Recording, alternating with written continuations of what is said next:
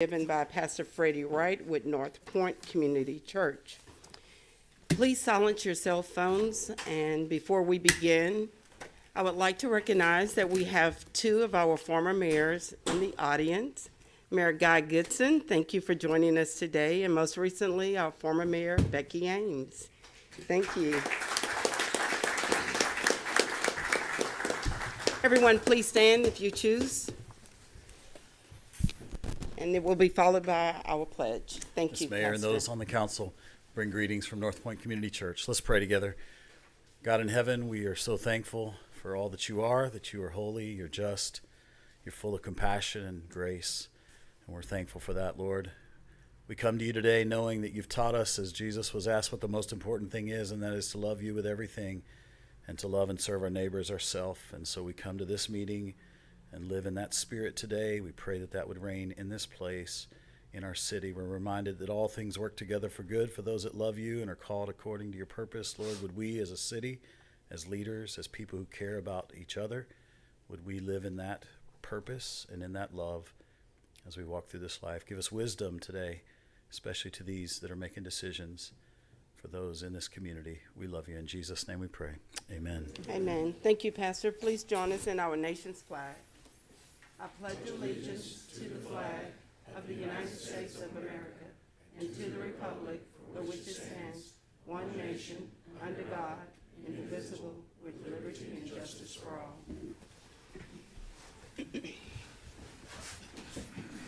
Thank you. May I have the roll call, please? Mayor Mouton. Present. Mayor Pro Tem Samuel. Present. Councilmember Durio. Here. Councilmember Getz. Present. Councilmember Turner. Present. Councilmember Felshaw. Present. And Councilmember Neal. Present. Thank you. Thank you.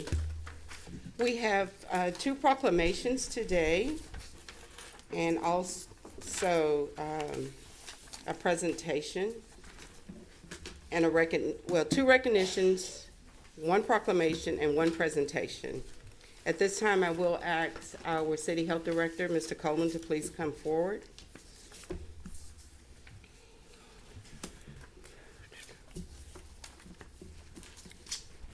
Well, good afternoon, Mayor, Council, City Manager, City Attorney. This is our weekly update, COVID update.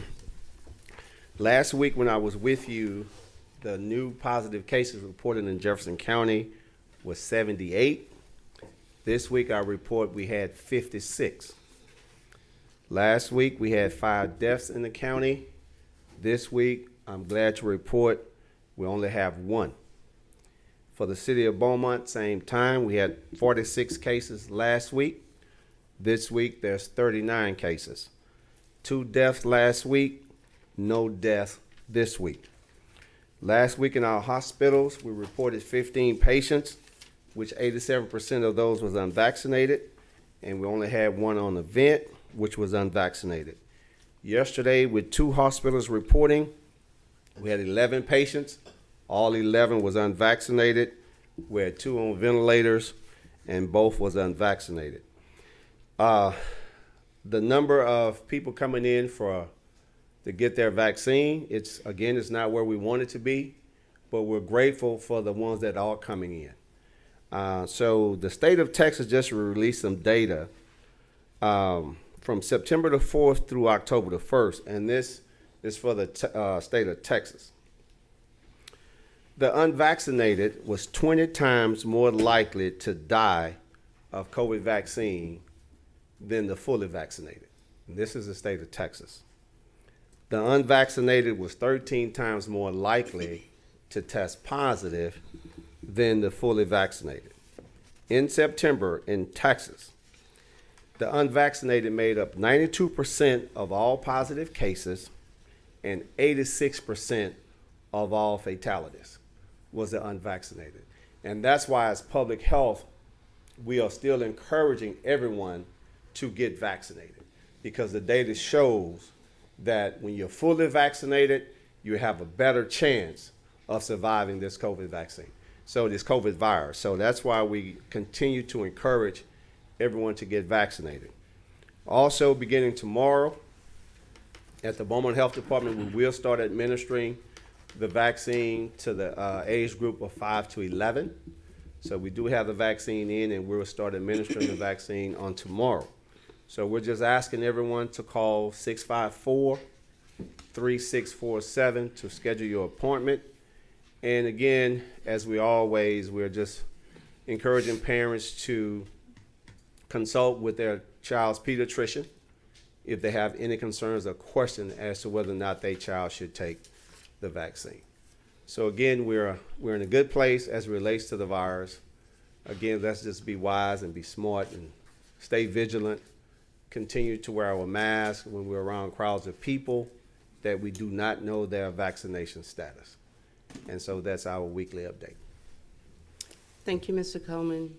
Do anyone have any questions? There are no questions. Thank you. Thank you. Appreciate you. Well, at this time, we have two recognitions, and I will begin and read the first recognition. This recognition, I am so honored to read. It is for Commissioner Lee Edward Smith. Whereas Lee Edward Smith was a board member on several City of Beaumont boards and commissioners over the years. He served on the Zoning Board of Adjustments, Keeping Beaumont Beautiful Commission, Martin Luther King Jr. Parkway Commission, and the Community Development Advisory Committee. He always had a genuine smile and friendly words and treated his fellow board members and city staff with respect. And whereas Mr. Smith always served the community as Port of Beaumont Commissioner for 18 years. He was the first African American to serve as president of the Port Commissioner from May 21st, 2018 through June 29th of 2020.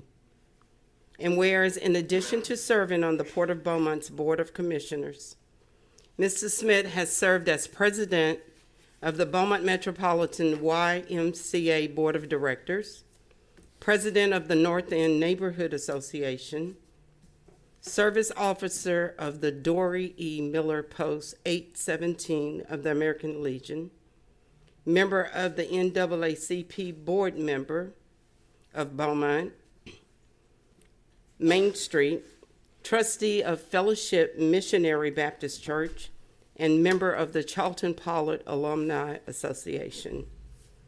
Whereas Mr. Smith was a proud graduate of Charlton Pollard High School and a 1965 graduate of Prairie View A&M University with a degree in industrial education. And whereas Mr. Smith was a veteran who served his country in the United States Army, he retired from Ameripol Synpol Corporation after 33 dedicated years with the company and the first African American to work in the company's office.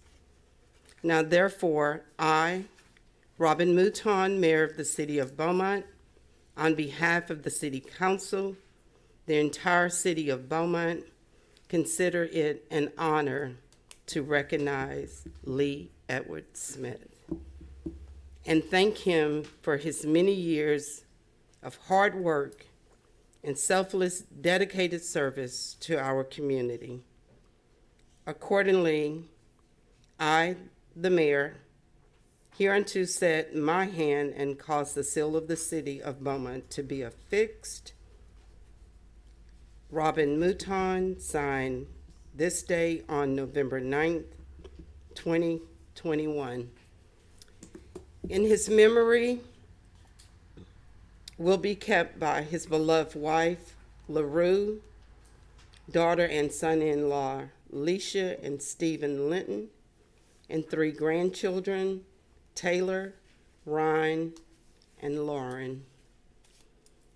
Miss LaRue Smith, will you please come forward and accept this recognition? Thank you.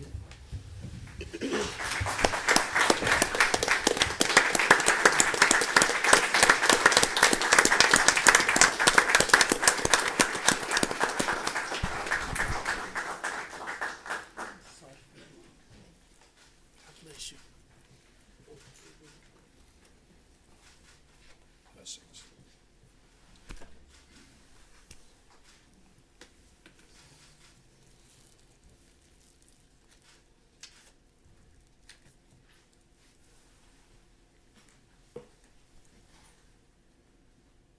To the Honorable Mayor Mouton, Honorable Council members, and city officials.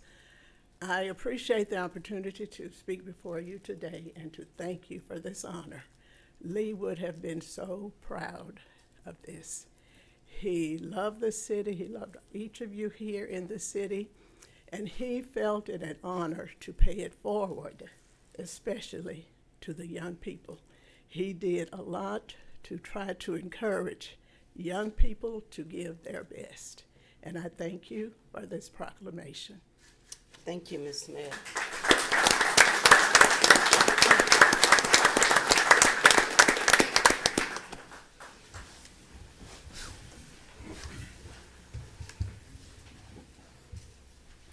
At this time, we will have another recognition from Councilmember Durio for the Junior League of Beaumont. Thank you. Mine is with the Lamar University Homecoming. I'm sorry. Thank you. Whereas a regional leader in economic development, the arts, education, and the enhancement of the quality of life, Lamar University is a vital part of the city of Beaumont and Southeast Texas. And whereas Lamar University is a leader in teaching, research, and scholarship, producing exciting work in science, technology, and health, benefiting all citizens of the city of Beaumont and the entire region. And whereas Lamar University students become responsible, ethically, and holistically prepared global citizens and future leaders in a world of interdependent cultures and economies. And whereas Lamar University continues to build and strengthen its community, constructing many projects to enhance student life on campus and prepare the university for an even brighter future. And whereas November 8th through the 13th, 2021, Lamar University and the campus and the community will celebrate Lamar University Homecoming with the theme Cardinal Palooza, recognizing Cardinal pride on campus and in the community. And whereas Lamar University's homecoming festivities will include campus activities throughout the week, and on Saturday, November 13th, the afternoon will be filled with Cardinal spirit, a large community tailgate, and fan fest at noon, with the football game kicking off at 4 p.m.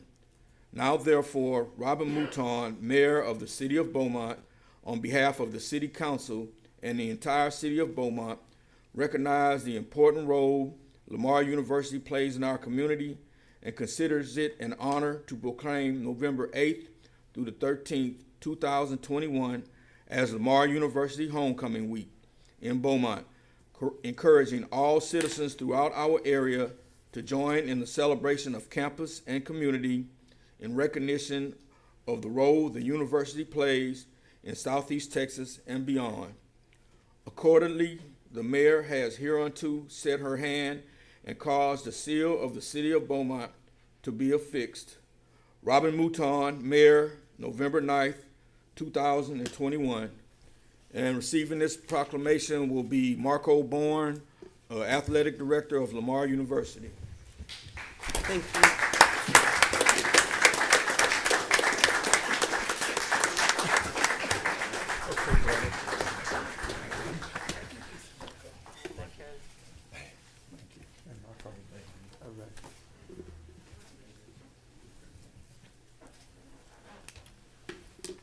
I'll be brief since you guys got stuff to do. But thanks for the proclamation on behalf of Dr. Taylor. He couldn't be here today. He has a accreditation visit for the College of Business, so he got some work to do. But we appreciate the City of Beaumont, what you guys do for us. We have a lot of events this week, starting tonight with men's basketball. Coach Brooks, one of our alums, his first home game as a head coach. Volleyball, and then football on Saturday. So hopefully everybody will come out. And we appreciate the City of Beaumont and the support for Lamar University. Go Cards. Thank you.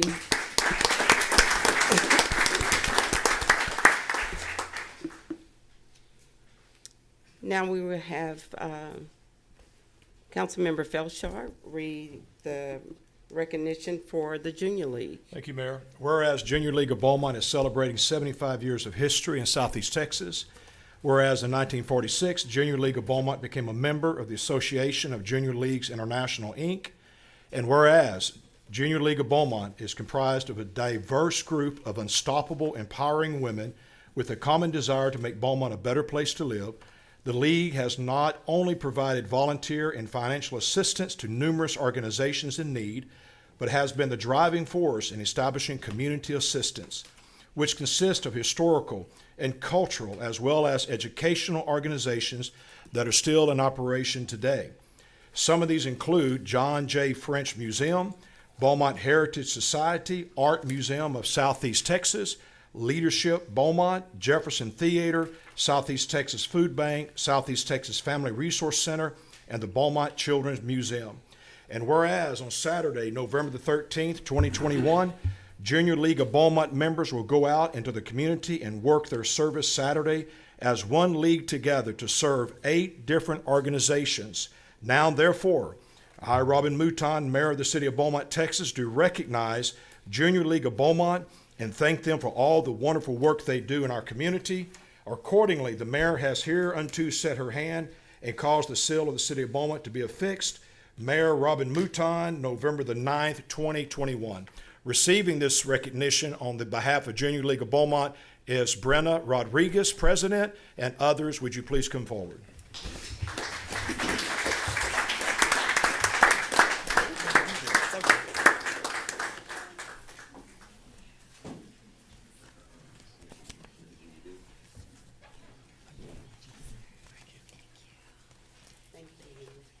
Congratulations. Thank you.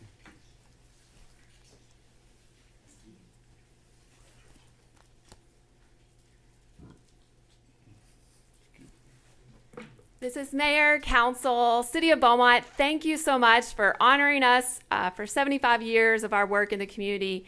It's an honor to stand here with our league ladies, our active members, and some sustainers with us. But we wouldn't be here if it wasn't for generations of ladies who have come before us and built a foundation for our organization. This year, we will give away $75,000 into our community for our nonprofits through our grant program. But we couldn't do that without the community support of us and what we do each and every day. So we thank you for that. And we look forward to seeing what the next league in the many years to come how they will impact our community. So thank you. Thank you.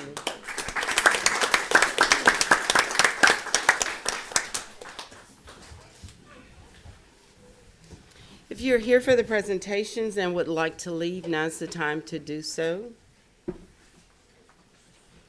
I would like to also say at the close of the city council meeting, the council will hold an executive session to consider matters related to contemplating or pending litigation in accordance with section 551.071 of the government code, claim of Daphne Rivera Santiago and Daphne Lopez Rivera, claim of Sylvia Perry, and Jefferson County, Texas versus the City of Beaumont, Texas, cause number B198481. Consider matters to deliberate the employment, evaluation, duties of a public officer or employees in accordance with section 551.074 of the government code, to which specifically Kyle Hayes, City Manager. Thank you. Now's the time for any citizen who wishes to speak. If you haven't already done so, please fill out the green slip at the back of the room, hand it to the clerk to the front of the room. She will call your name. The green light will come on when it's time for you to speak, and the red light will come on at the end of your 3 minutes. I don't have any, Mayor. Thank you. Oh, that's okay. Let me just announce it. Marcy Cavett, 6220 Phelan, Beaumont, Texas. Thank you. Okay, I've been here before, and this is not about me this time. This is really about our children. I'm going to, Ms. Cavett, yes, is this item anything to do with the consent agenda or the agenda? If not, you will be called towards the end of the oh, meeting. that's when I want to speak. Yes, Yeah, ma'am. sorry. That's okay. Thank you. Good deal. None. No? Okay. At this time, I would like to call for a motion for the approval of the consent agenda. May I have a motion, please? Move to approve the consent agenda. Is there a second? Second. Is there any discussion? Councilmember Getz. On item F, it talks about dedicating some funding, some grant funding, to implement target hardening to purchase some entry control devices for vehicle access to the police department. Is this to replace some entry control devices that we already have, or do we not have them there now? No, they're going to gate off at College Street in Maine and also at Pearl, where police vehicles coming and going will go through gate access to harden the facility in the parking areas. Okay, thank you. Is there any other discussion? All in favor of approving the consent agenda, please signify by saying aye. Aye. Any opposed? The motion carry. May I have the reading of item number 1, please? Mayor and Council, item number 1 is to consider authorizing the city manager to award a contract to LD Construction for the street rehabilitation citywide Phase 4 project. The project consists of the rehabilitation of 40 roadways. These roadways will receive base repairs or a cement slurry application followed by asphalt overlays. The Public Works staff recommends the project be awarded to the lowest bidder, LD Construction, in the amount of $5,188,661.94. A total of 465 calendar days are allocated for completion of the project. Funds are available in the capital program, the street rehabilitation program. The administration recommends approval. You've heard the reading of item number 1. May I have a motion, please? So moved to approve. Motion and Second. second. Is there any discussion? Councilmember Turner. I think it's very good that we're doing 40 roadways, 13 miles throughout the city, and in 65 calendar days. Mr. Manager, do we have anything in place to kind of notify the community? I think this is a very positive thing. I think the community should be abreast of the improvements that we have upcoming in the next year. Are we gonna kind of put something out there to kind of notify them and let them know these are some of the things that's gonna take place? Yes. Okay. Mayor, Councilmember Duria. one thing, this list at the end, these are the actual streets that the repair is gonna be done on. Right. Any other discussion? All in favor, please signify by saying aye. Aye. Any opposed? The motion carries. Item number 2, please. Mayor and Council, item number 2 is to consider approving a proposal submitted by Irwin Seating Company for replacing the seating at the Civic Center.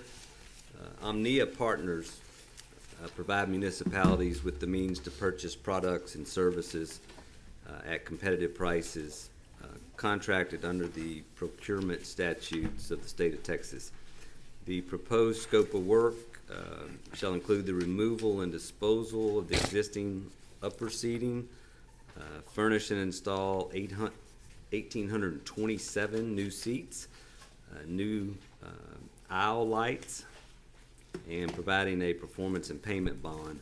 The cost to replace the new seating sections as well as the removal and disposal of the existing seating is $389,923.61.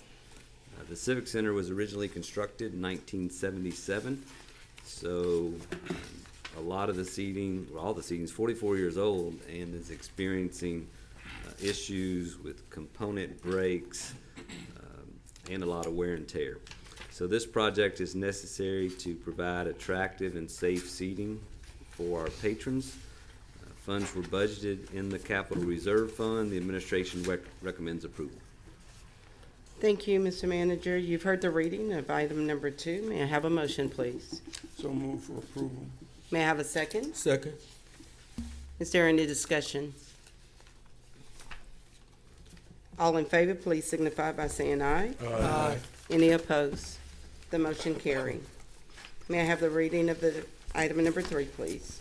Item number 3 is to consider approving a contract with Dallin Road Veterinary Center for veterinary services. Included in the operations of our animal care facility, the city contracts with a local veterinary clinic to provide routine veterinary services on a weekly basis and other services as requested. A request for proposal was solicited from 16 vendors with 2 responses received. City staff reviewed and evaluated the responses using the criteria provided in the proposal.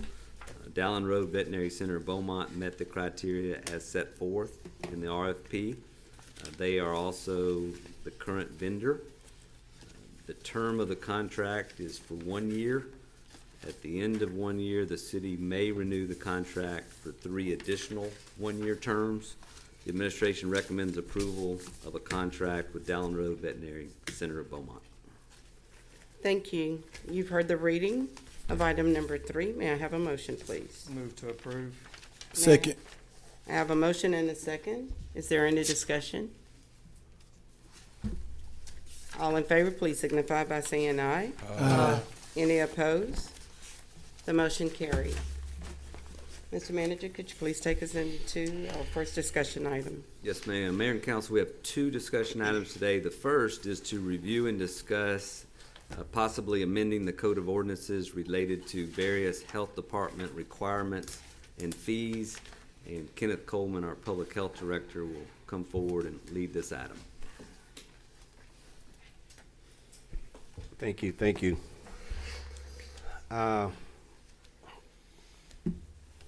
What we're coming to propose to council is to amend certain parts of the city ordinance as it relates to environmental health, as well as to adopt the TFER, T-F-E-R, which stands for Texas Food Establishment Rules, which oversees all eating establishments in Texas. First slide. Here, as you can see, what we're proposing to change is currently the food establishment, once they receive their inspection report, they have 2 options. They can either post it where it can be seen by the consumer, or they can keep it in their office and show it if it's asked upon request. But what we're proposing is that the restaurants post their sanitation inspection reports at the entrance of the facility. That way, as a consumer comes in, they have opportunity to review the last inspection that establishment received. Next slide.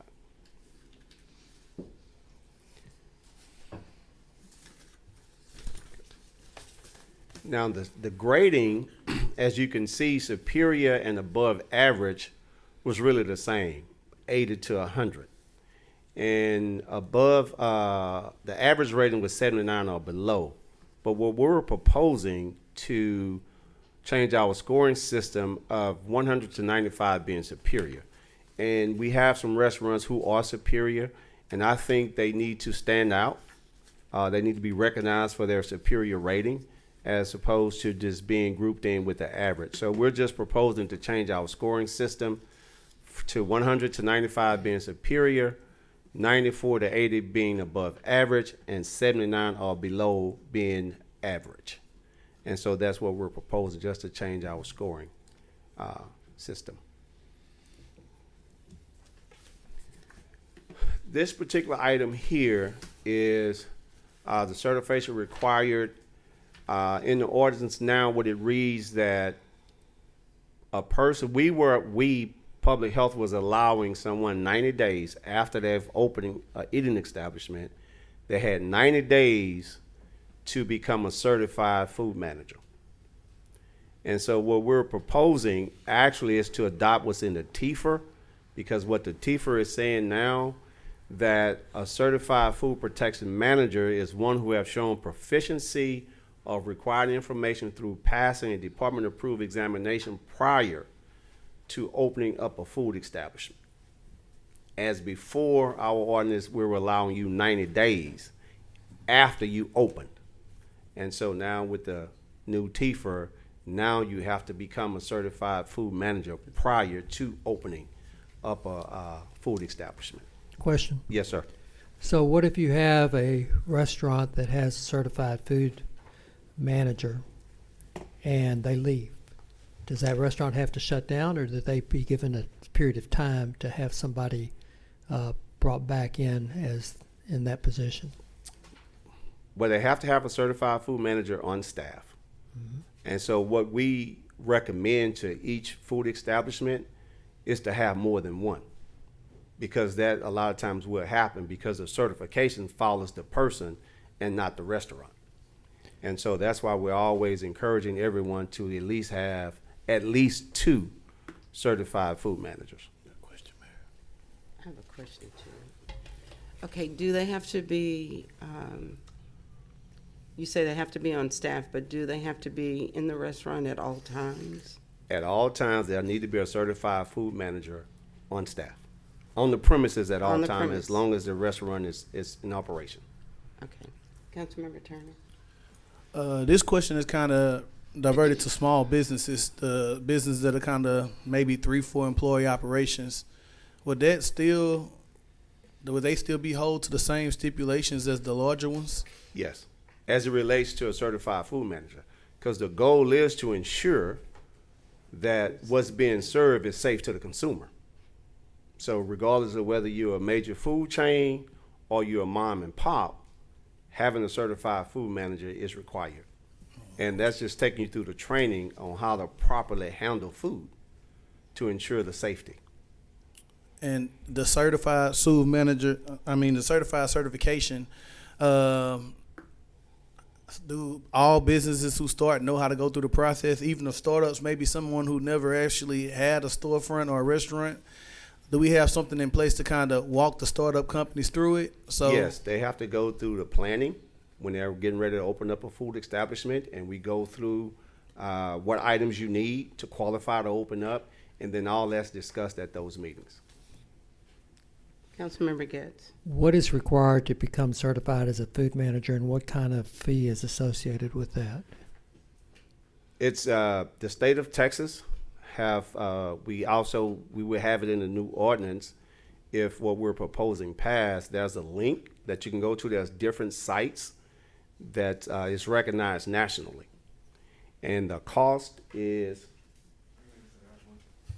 If you're someone that can pass the exam, like you've had a food manager certification before, the exam is, when you learn to serve as an example, $33.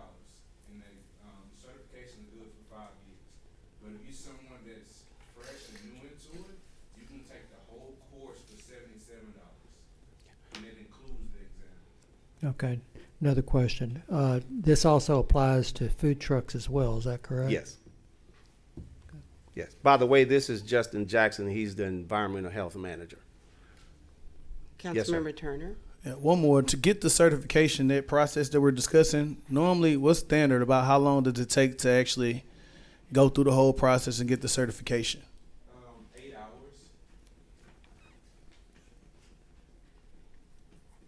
Mr. Coleman, when is this, when are the new rules go into effect?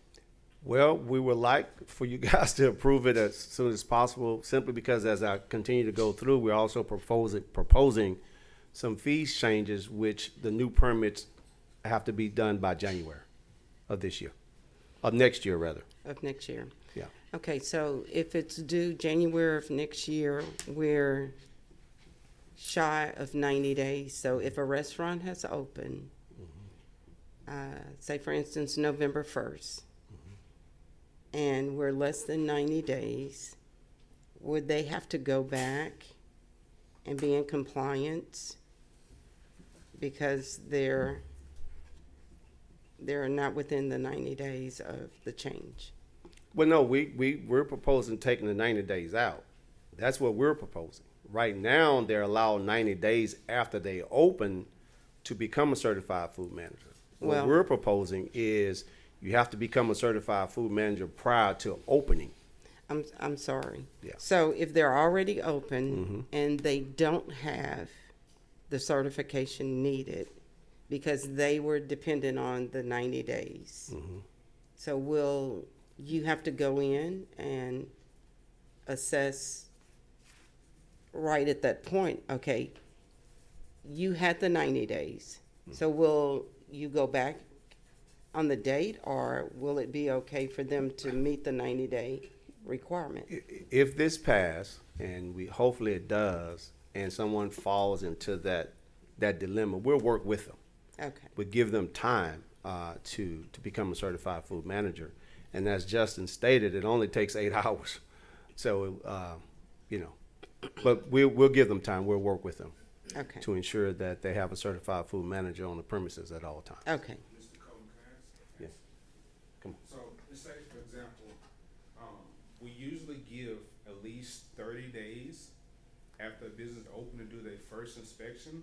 So after that 30 days, when we do their inspection, if they don't have a food manager at that time, that's actually a violation. And this is actually a state requirement. This is not a City of Beaumont thing. It says that you have to have at least one certified food manager for all hours of operation. That's a state regulation? Right. Yeah. So we're just bringing our standards up to the state standards. Right, basically. Thank you. Next slide. Right here we see this all crossed out on issuance, terms and transfers. And this is when the City of Beaumont Public Health Department used to offer the food manager's course. We no longer offer that course. So we're wanting to remove all this out of the city ordinance. Next slide. As well as the renewal and fees. Next slide. Now, you can see here, the City of Beaumont no longer offers the food manager certification course. The food manager certification is now good for 5 years instead of 3. When we were offering the course, it was good for only 3 years, but it was only good in the City of Beaumont. Now they become a certified food manager. It's good nationally. So it follows them wherever they go, and it's good for 5 years. Now, when we were doing it, the renewal, they just come back before the expiration date, pay $10, renew their license. Now, with the new requirements that they must retake the exam after 5 years. And that's per Department of State Health Services. And there's a link there that would take them to the accredited places that offer the exam. So there's several different sources. Yes, sir. Mayor, yes, is there a site here in Beaumont, or is everything on the internet? Everything's online. Everything's online. Next slide. Here is the fees, and as we go through, we're also proposing some change fees. But here, as you can see, we have a lot of our fees have cents, $192.50. So we're proposing that we just have flat rates instead. That causes an issue when people come in and they pay in cash. A lot of times it's having the right amount of change. So we're just proposing having flat rates versus having cents added to it. But as we go through, you'll see we're also proposing to change some of the fees. I have a question. Yes, ma'am. So did we go down to the nearest dollar? Did we go up to the next dollar on the 50 cents and the 25 cents? Some we went down, some we went up. Okay. But I'll kind of explain that once we get to that portion. Okay. Here, food sale permit, we proposing to take this statement out because the food sales permit can be eliminated since we already have a mobile food unit permit. Mobile food units currently right now are barred from preparation of any food that requires extensive rinsing, such as crawfish. And we know we love crawfish in Southeast Texas. They want to be able to have crawfish on a mobile food truck. So what we're proposing is that to allow them to sell crawfish from a mobile food unit, that they have to do the rinsing and the purging at their commissary and not on their truck, simply because their wastewater tank is limited in size. So it would not be large enough to hold all that water. So if they want to sell crawfish, if this passes, they would be able to. They would just have to do all the cleaning and purging at their commissary. Yes, sir. So currently, are they able to sell crawfish, No, or this is currently something not- that would not actually now. allow them to? Yeah, this would allow them to, if it passes, but they have to do the cleaning and purging at their commissary. Next slide. All right, this is mobile food units. All mobile food establishments shall move and vacate the premise of the business location on a daily basis. Overnight parking at the business location is prohibited. At the end of each business day, the mobile food establishment shall return to the central preparation facility and/or commissary for the servicing and storage. If storage is not allowed at the central preparation facility commissary, the mobile food unit must be stored in a secure storage facility. This statement we want to keep in, but what we added is the definition of a secure storage facility. Because, we have some vendors, they have their own definition of what a secure storage facility is. And so we want to put in this definition. And as you can see in the new TIFR, the old TIFR this was the state rule that they had to move their mobile food truck. But now the new TIFR it says that the regulatory authority may impose additional requirements to protect against health hazards related to the conduct of the food establishment as a mobile operation. And the reason why we want them to move, because we have evidence of people keeping their truck at the location of operation, that we have evidence of them draining their wastewater into the city drains, or they're just releasing their wastewater on the ground, which can in turn become a public health hazard. So that's why we want them to go back to the commissary or central prep area to dispose of their wastewater properly. I have a question. Yes, ma'am. So if you have a 2-day event downtown, Mhm. I'm here on Friday evening. I will need to leave to get rid of my wastewater and come back Yes. on Saturday. Mhm. Okay. I got Question. a question for that. Councilmember Getz. So when you have food trucks come in for an event like Mardi Gras, are they required to leave? Well, with the Mardi Gras was set up, the city provided wastewater dumping. The city did. Okay. They provided, when you have big events like that, the city provided where they can dump their wastewater where they did not have to leave. Okay. What other events, if you recall any other, where we might have something like that? The fair. The fair. Yeah. So a large event, you would not have to leave because the If city. a large event is sponsored, and most large events are sponsored. So we would work with the sponsoring group or agent to see if they can work something out where they can have someone come in. Some events will have like the trucks come in and where the vendor don't have to move. So that would be treated as an exemption for certain functions? How- Yes, but again, it's the whole idea about them dumping their water. You have to dump that water every day. Correct. Yeah, so. But you would just provide a wastewater dumping system for a large event. Is Not what- we. Not right. Yeah. But the city would provide. That's what the city does for Mardi Gras. Okay. Yeah.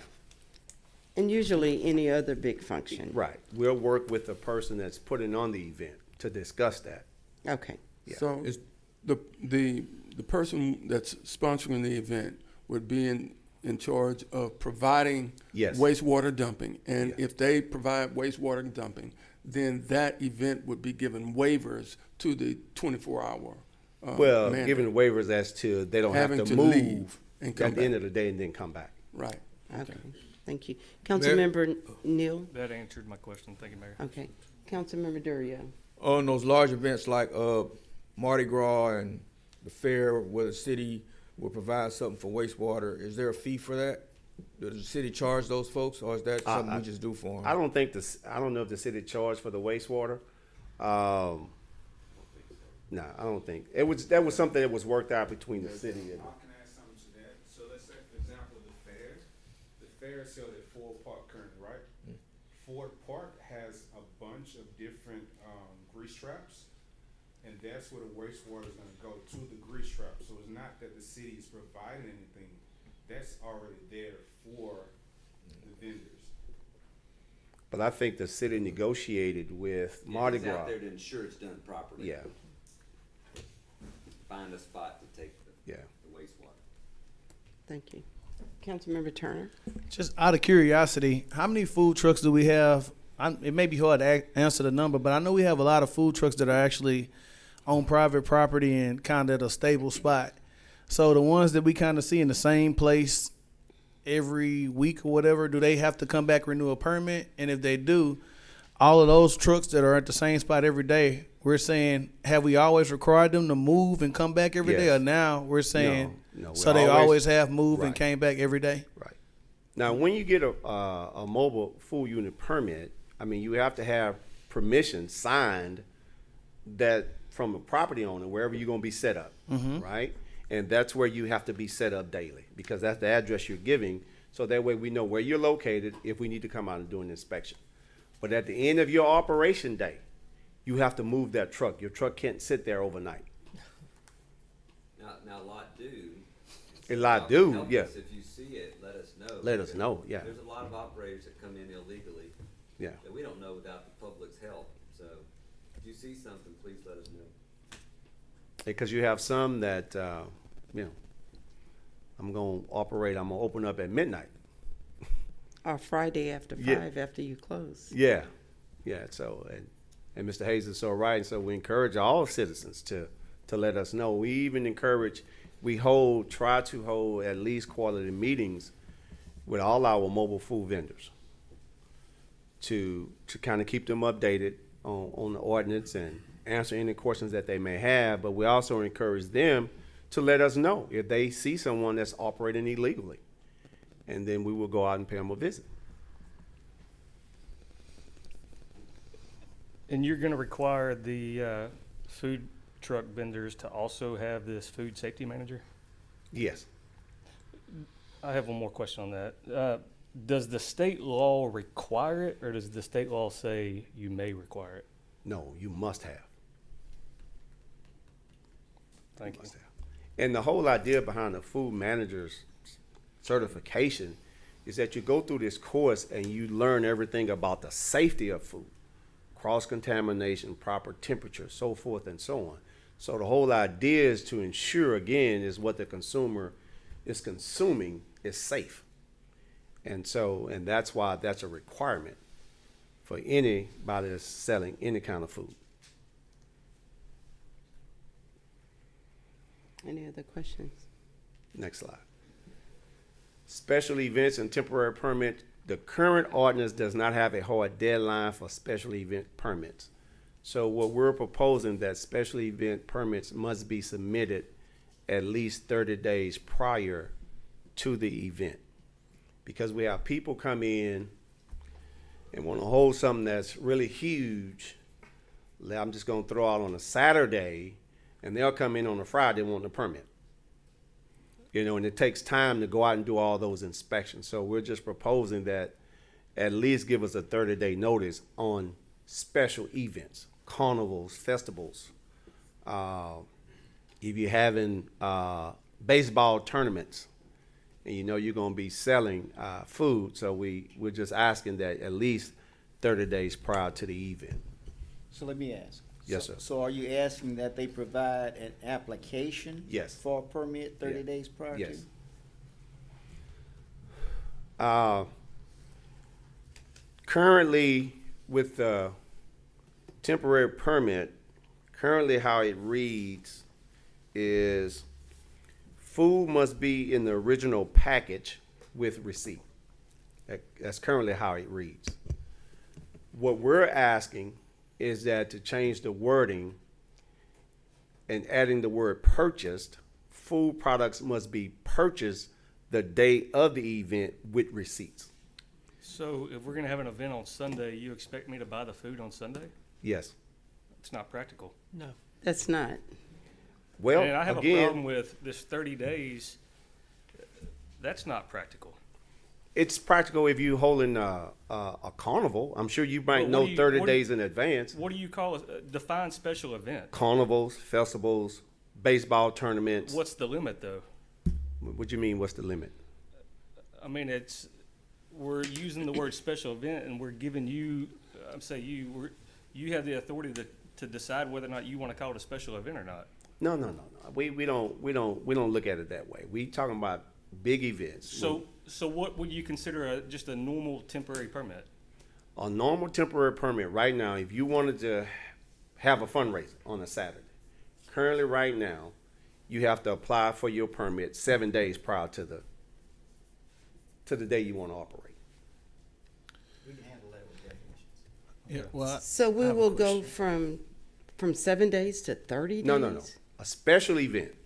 Special event, not just Okay, a so we have to standard temporary. clarify special event. Yeah, special event, yeah. Carnivals, festivals. If you're holding a baseball tournament with multiple teams, that's what we consider a special event, but not just a standard temporary event.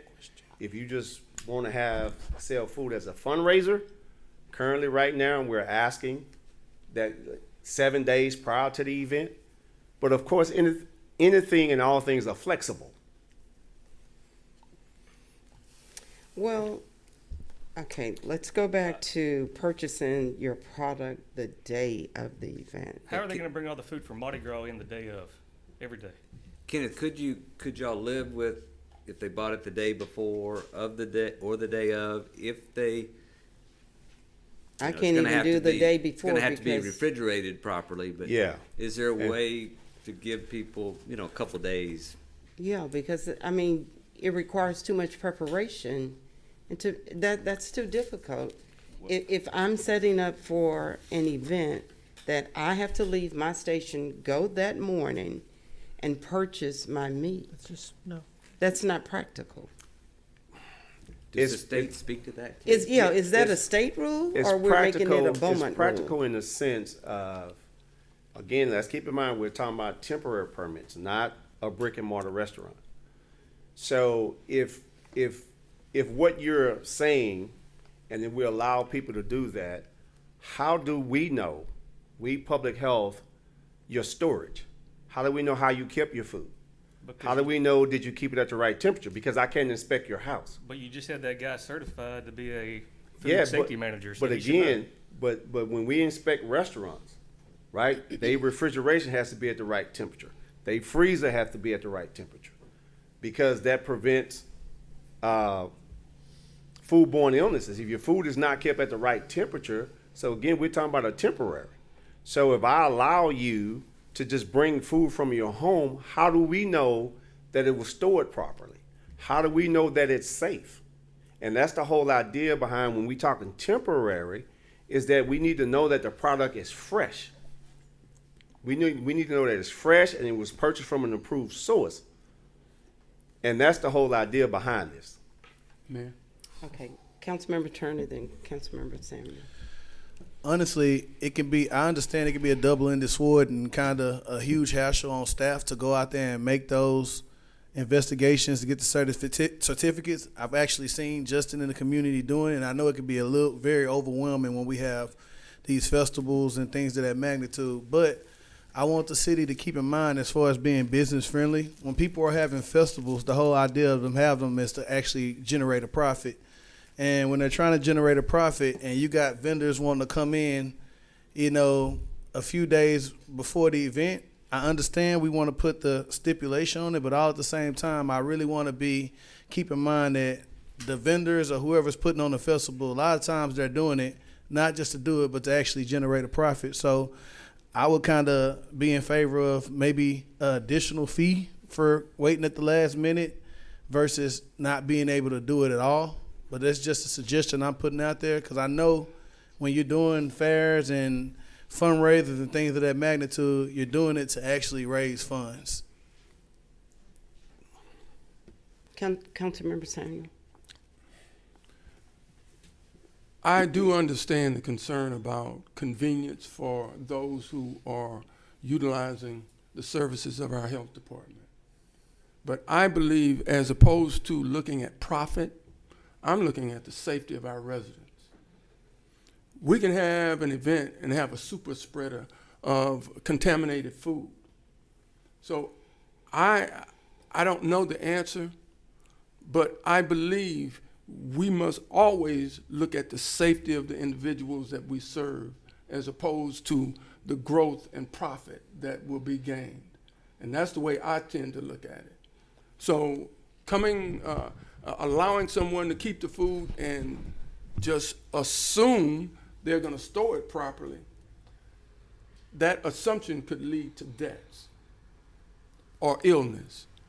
And I would prefer that we take those precautions to ensure that the food that will be served is going to be safe, as opposed to looking at what the profit might be or how inconvenient it might make someone. I'm not saying we should impose fees or guidelines that's too stringent.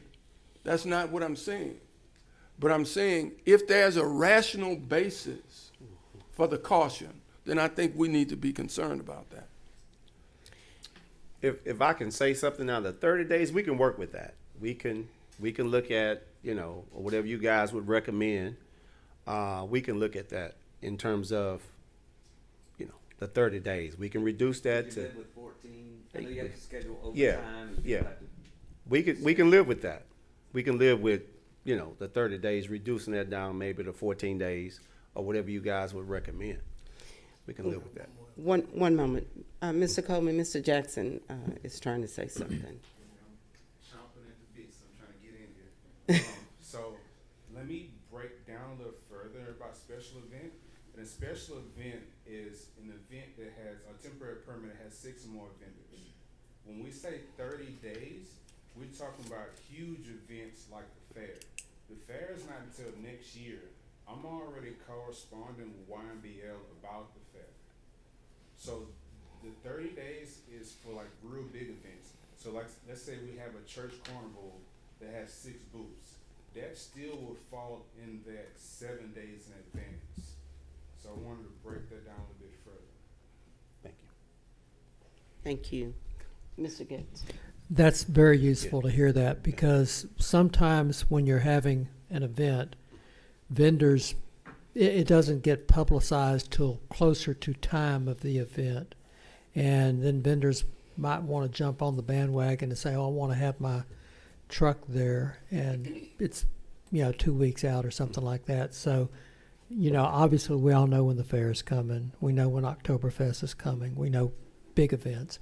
But for the smaller events, I want to look, though, at the last thing. Food products must be purchased the day of the event with receipts. Echoing what the mayor was saying, the prep time, I just, I'm not a chef, but I would just think that, that could really be difficult if you're going to have to go out and, for instance, what if you have a truck that sells kebabs? Mm-hmm.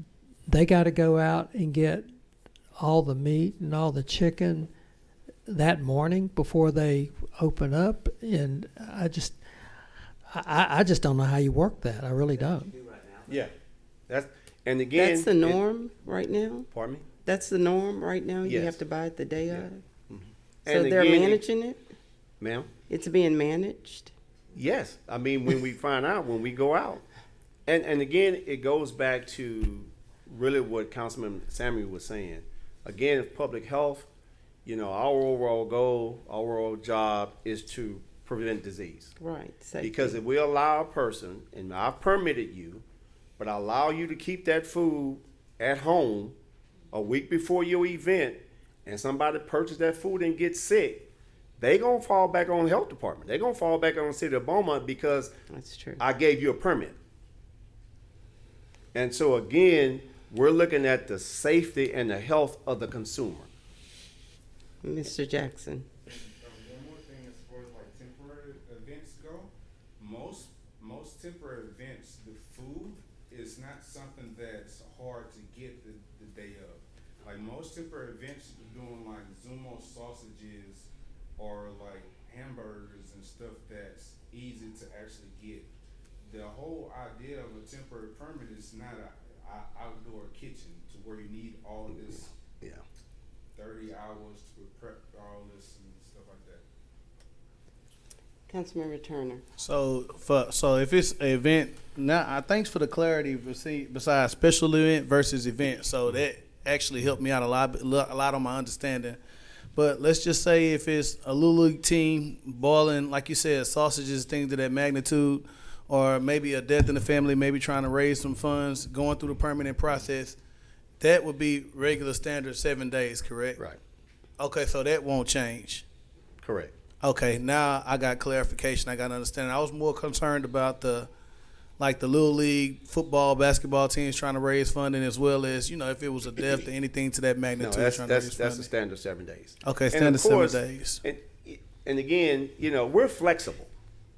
We're flexible, and we have people that want to hold these temporary events who normally don't hold temporary events. So we're flexible, but we do have what we call our frequent flyers, who wants to hold them all the time and want to come the day before, right? And so we're flexible with time and dates.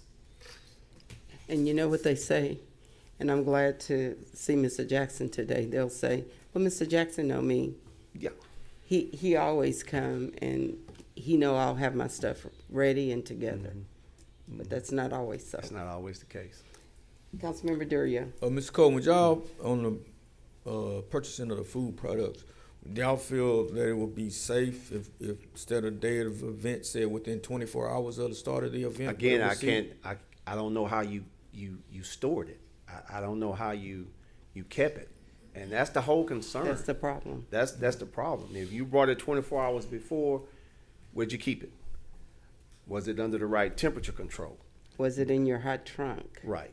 Did you leave it in your car overnight because it's cool outside? I don't know. But at the same time, you have the flexibility of those that you see their refrigeration system, or those that you may know have the refrigerator. We don't. We there's no gray area with that one.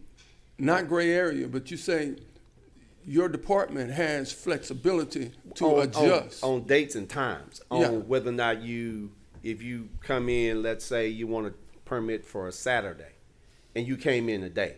See, that's less than 7 days. We'll work with you on that. Okay, but you're not talking about with storing the food. With storing your food. No. Councilmember Getz. Okay, so if I'm a scout troop and I want to sell Boudin Zuma sausage, and I want to start selling at 10 o'clock in the morning out at a shopping center somewhere, and I go to Sam's on Friday and put it in the refrigerator so that I can grab it and be ready to go and get them on the grill at 9 o'clock Saturday morning. You saying that's not good. You can't do it that way. You got to wait until you can actually go to the store and buy it that day, just and then start the cooking Now process. there is another option with that, because every food truck has to have a commissary, a licensed restaurant, a brick and mortar, right? And most of them have this commissary used to dump their wastewater. But now if the restaurant and the food truck come into an agreement where that vendor, the food truck, can store their product inside that restaurant, because that is a licensed restaurant, then that's allowable. But that has to be the agreement between the commissary and the food truck, and we have to be aware of it. Okay. Okay. Councilmember Feldshaw. Food products must be purchased the day of the event. That would imply a date. What if it said it must be purchased within 24 hours of the event? So then you're able to purchase the food on a Friday afternoon and sell it on Saturday. Is that, you don't like that one either? No. Simply because, again, you purchased it Friday. Where'd you keep it? How did you store it? Where did you store it? Okay. Was it in the right temperature? But if you have an agreement with a restaurant that's licensed, right?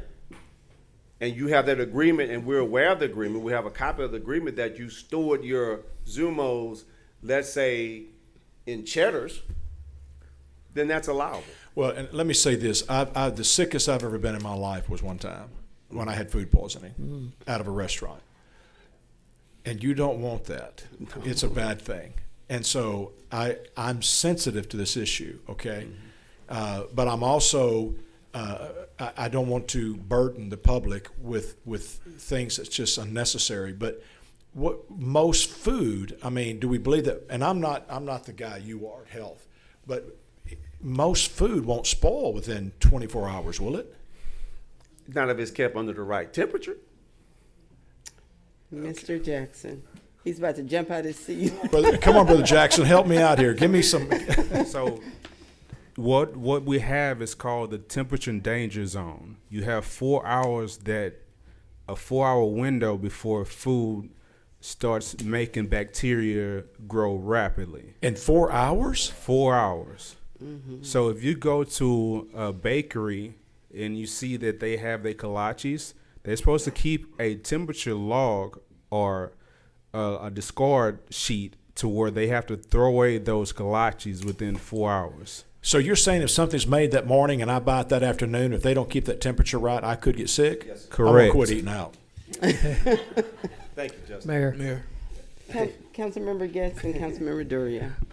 I've missed one council meeting in 10 years, and it was because I was in the hospital with food poisoning. So, again, like Councilmember Felshaw, I'm empathetic to what this can do. But if you were to enact this rule, what you're saying is that they could, a person could go out at 9 o'clock in the morning and buy the stuff, but what if they're not opening up their truck to 6 o'clock that evening? And they have that chicken just sitting out there somewhere. You wouldn't know because technically they'd be in the letter of the law here.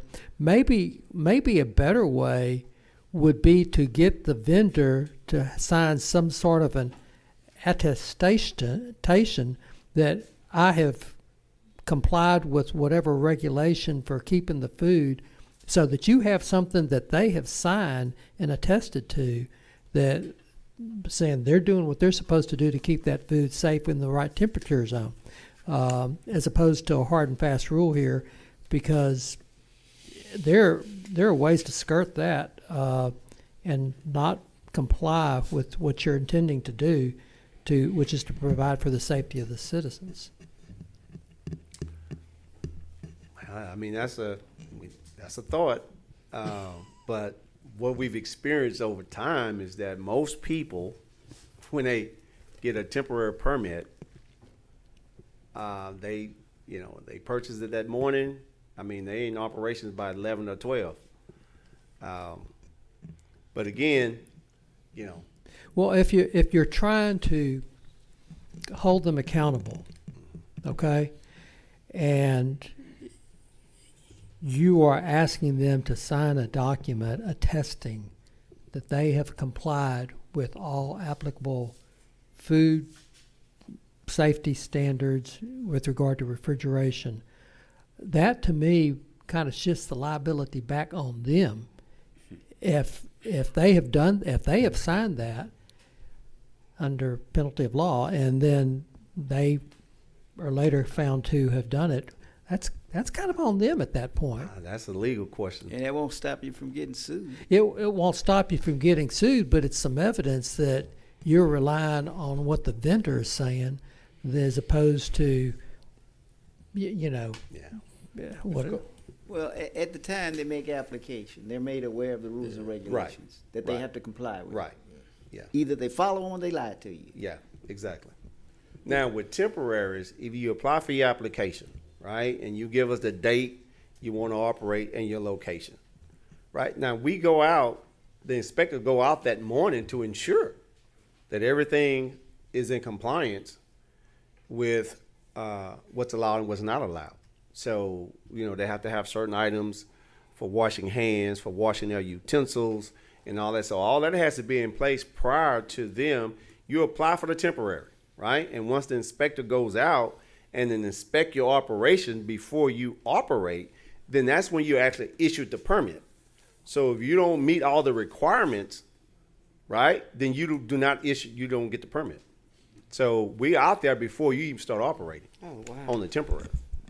Pretty much everything on here, Mayor and Council, those are existing rules Yeah, today. existing. These aren't changes. Right. This is what we're doing right now.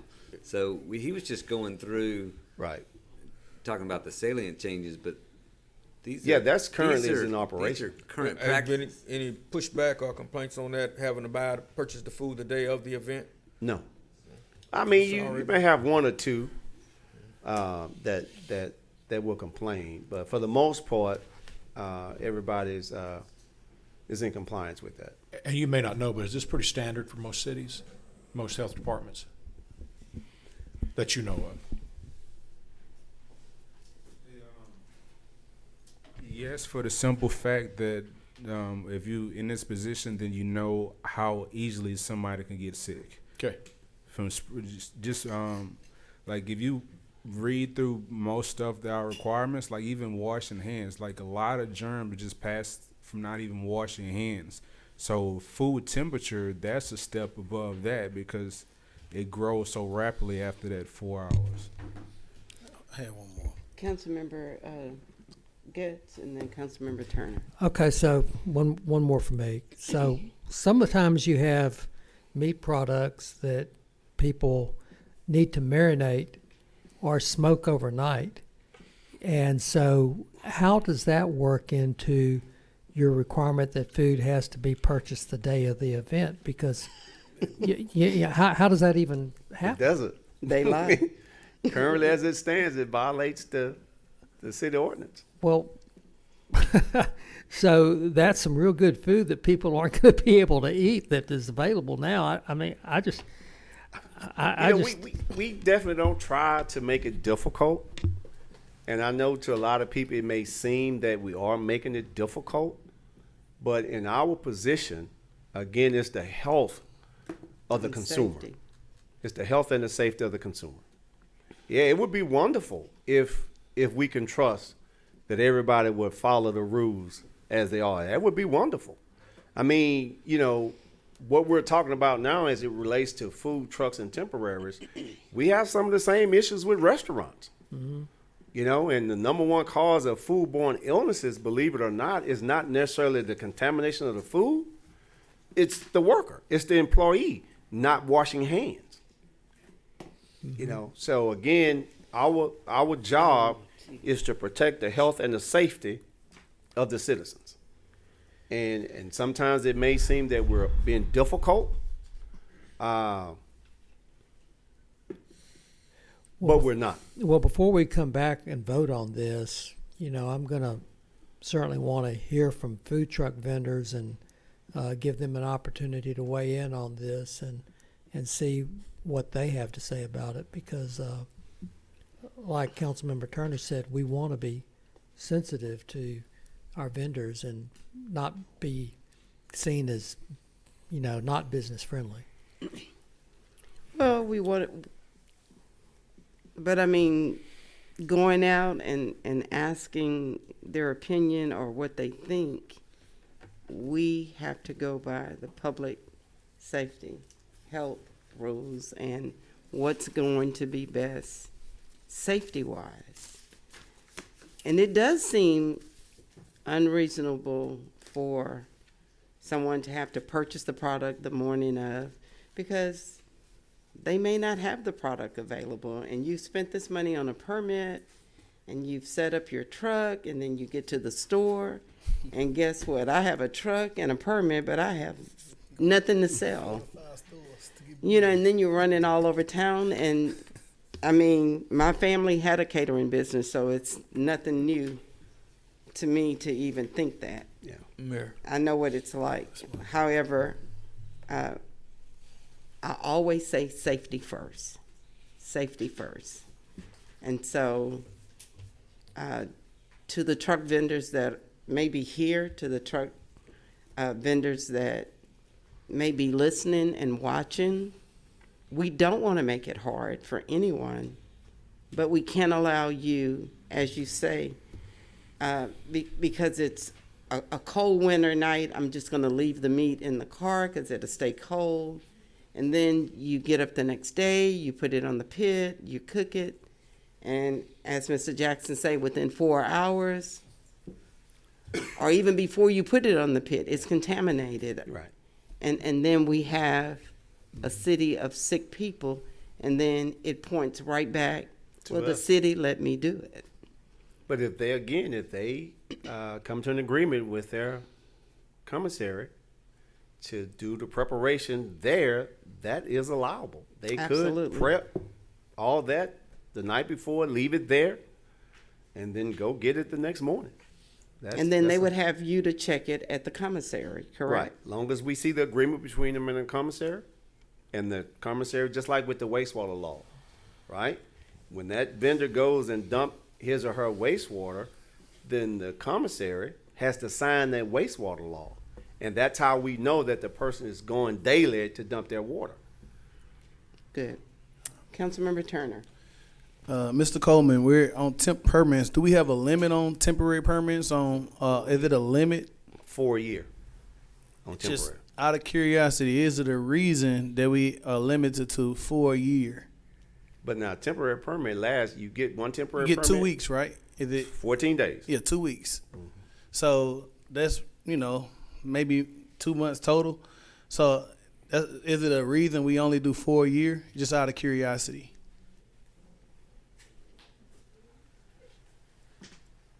The short answer, it was like that before I got here.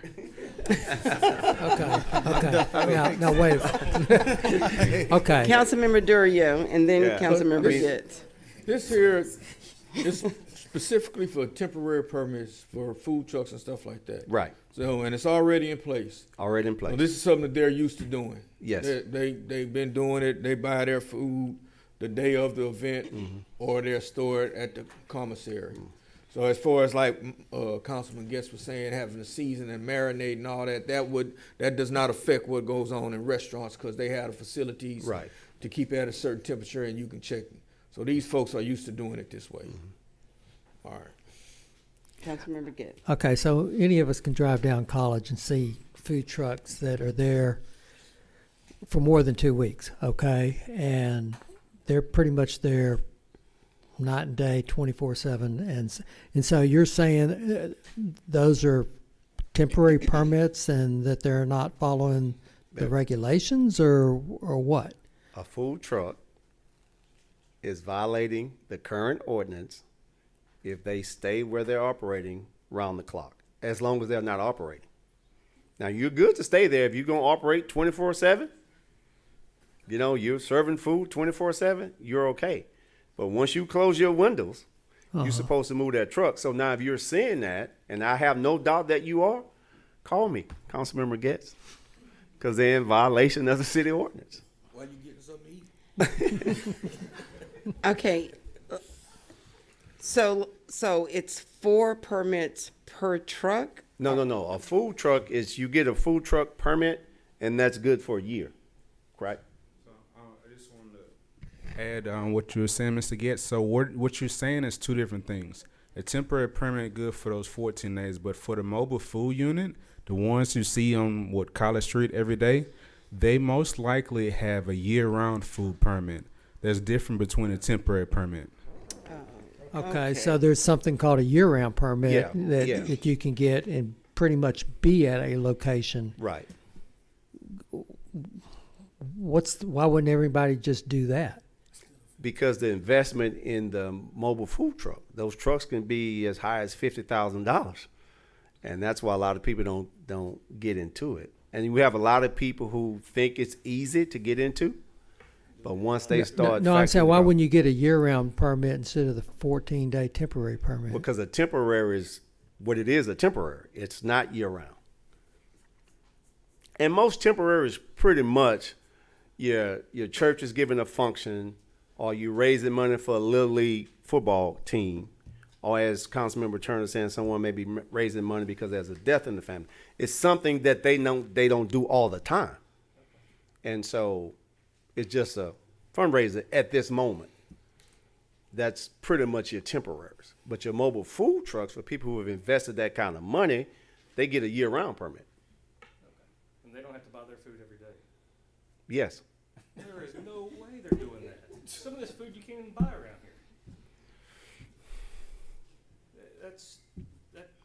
So that falls under the part that they lie.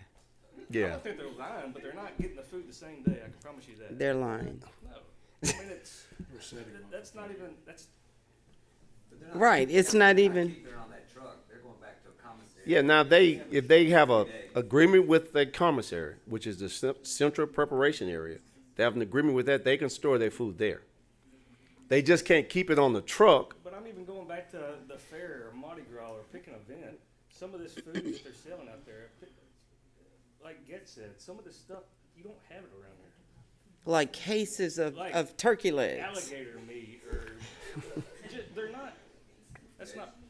You're right, it's not perfect. We do the best we can. And I appreciate y'all trying. Yeah, but there's. I mean, you do have a lot that violate the ordinance, and again, that's why we rely on the citizens to help us. So what's the fine? The health service is what, $2,000? Yeah, or we can actually pull their permit.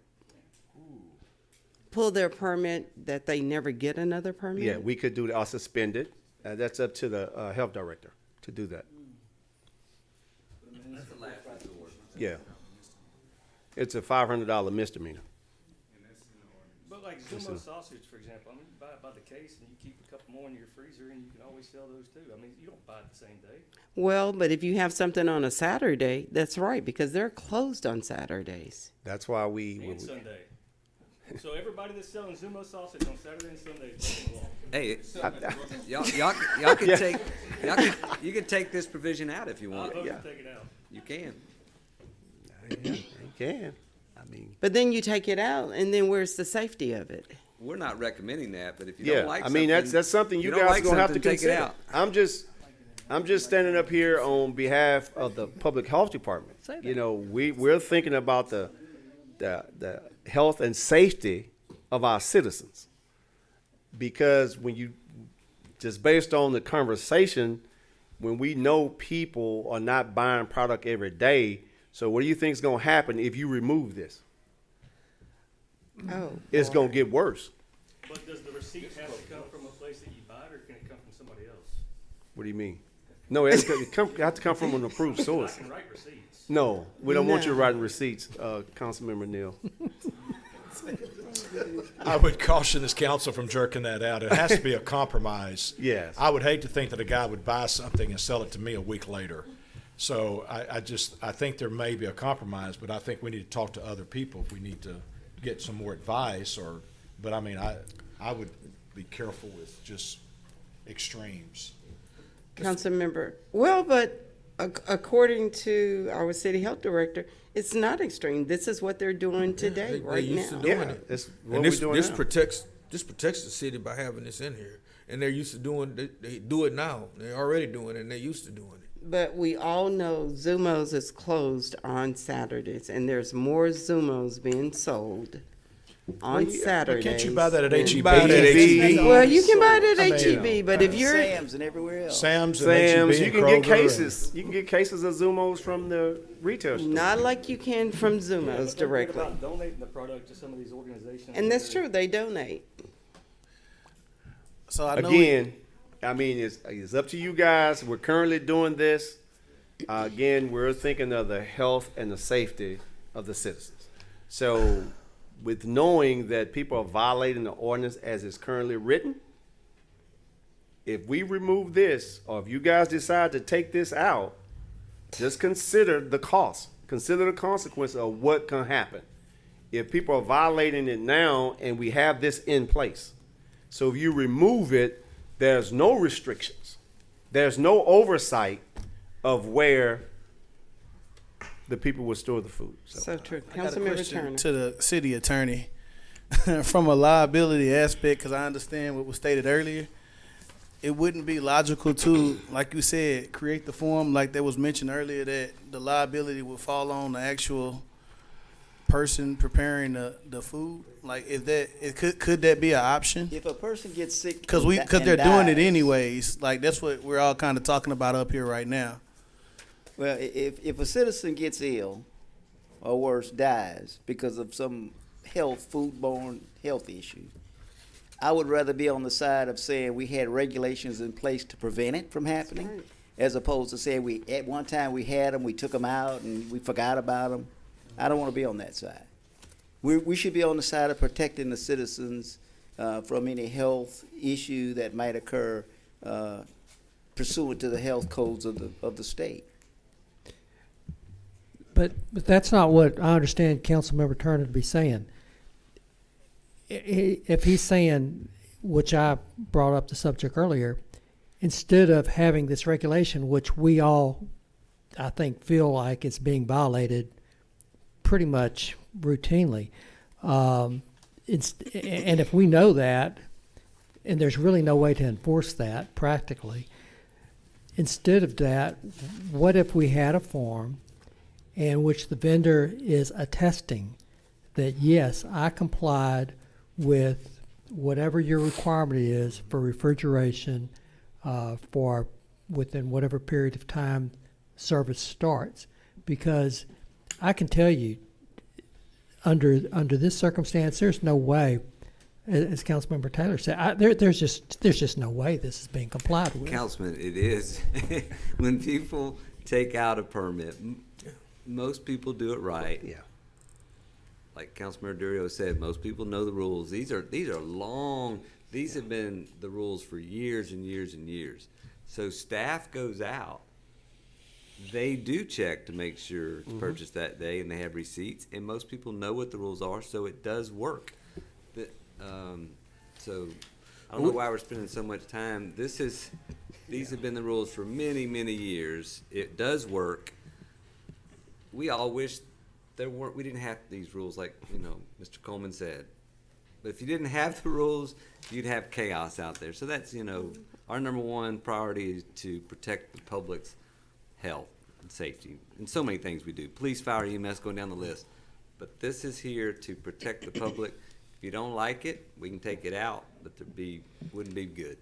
But what going back on what Councilman Getz said, when they apply for the permit, sign for it, and accept it, they're acknowledging that they know these rules and they're going to follow it. So that's basically the same thing that you want. When they apply for that permit and sign the permit, they say, okay, I'm going to purchase my food the day of the event. By accepting their permit, they agree to all this stuff. Yeah, and I'm just trying to find a way that they can have a window of time to maybe purchase something on a Friday and start serving it on Saturday, and attesting, yes, I kept it refrigerated at the temperature that is supposed to be, and There is a way for that. You're talking about going to the commissary. There is a way for that. Yeah. They just have to have an agreement with their commissary. So there's a way for it. Okay. Okay. Any other questions on this one? Next slide, please. Next slide. Oh, God. Yeah. Now here, adopted definition and terms. This is just a change in the TFER, Texas Food Establishment Rules, from last year to this year. So we just kind of put that in there. That second one, that's a new requirement that every restaurant now, previously, they only needed a certified food manager. But now everybody that works in a restaurant needs to have go through what they call a food handler training course. And this is per the state rules. This is not city. So that's going to be different for restaurants. That everybody that works in the restaurant now have to have a food handler's permit. Next slide. And so again, it's just difference in definition and terms by the state. Next slide. Go back one, Tina. Let me see. Go back another one. Okay, you can go forward. There's one in there. I don't see it was going to be different. Next slide. Okay. Now, this is the current annual food permit fees. And so what we're proposing is in red. And we did a comparison with what we charge compared to the city of Port Arthur, Waco, McLennan County, and the city of Baytown. And as you can see now, currently, we charge anywhere from anyone with 0 to 10 stews. For the annual food permit is $192.50. So again, previously, we want to drop to 50 cents. But what we're proposing is to change our rate to 150, to reduce that to 150 versus 192.50. And you see how some cities, they do different in terms of how they come up with their fees. Some charge according to the number of seats. Some charge according to the number of employees. Some charge according to what type of product they're serving, as well as square footage. But what we do in the city of Beaumont, it's the number of stools or chairs, and that's how we charge. So as we go down to 11 to 20 stews, currently it's $203.50. We're proposing $225. Now keep in mind that we have not changed our fees since probably the 80s. And so these fees has been in place that long. Question. Yes, ma'am. So we haven't changed the fees since the 80s, and so we go from 192 to 150. But as we keep Explain going, that. it's gonna make sense. Okay. It's gonna make sense. It's gonna make sense. Okay, next slide. All right, currently 21 to 30 stews is $214.50. We're proposing $250, and on the side you can see what the other cities are charging. 31 to 50 stews, we're proposing to go up to $275. Next slide. 51 to 75 stews, we're proposing to go up to $300. Next slide. 76 to 100 stews, we're proposing $325, and 101 or more stews, we're proposing $350. And as I looked at the fees, when you go back to, not that you have to go back, Tina, to that very first one, Mayor Mouton, that you're saying we're going down from $192.50 to $150. When you look at a restaurant, let's take a mom and a pop that say have 3 chairs. They would pay the $192.50, right? But when you look at, let's say, a major food chain that has over 200 chairs, currently they only pay $280.50, which means that that's only an $88 difference from a mom and a pop fee versus a Papados fee. And I think that's kind of unfair It was with the way out of revenue. line. With the revenue. So that's why we're proposing to go down on the mom and the pops, but kind of increase the revenue on your major food chains. Because as you can see, some people charge in excess of $500 for those same type of restaurants. Well, And that was so- going to be my next question. So why are we so out of line, especially with Baytown, where the population is?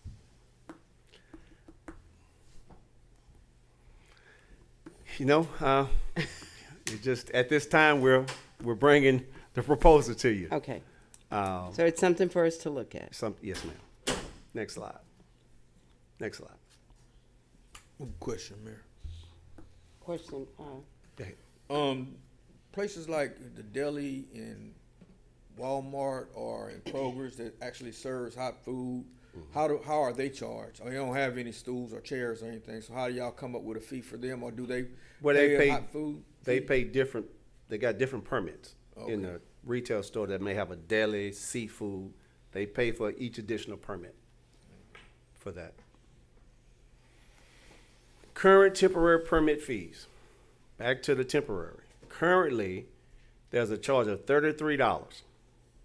$133, which is good for 14 days.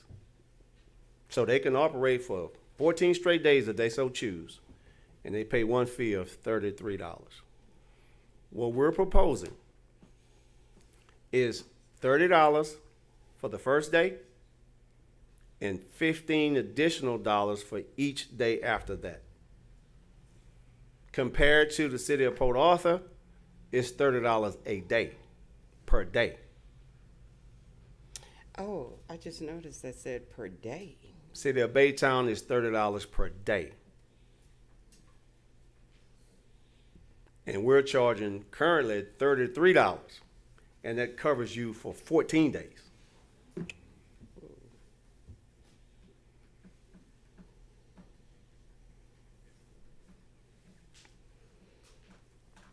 Okay. I think that's, okay. And for mobile food unit fees, currently, for a mobile food unit, you pay $192.50. And as you can see what other cities charge, and what we're proposing is your low-risk mobile food units. You have ones that just sell snow cones, right, or ice cream treats. So we're proposing that if you sell what's considered low risk, it would be $100, but high risk, variety of meats, stuff that has to be cold hold or hot hold, that potentially hazardous foods. We're proposing to raise their fee to $250 a year.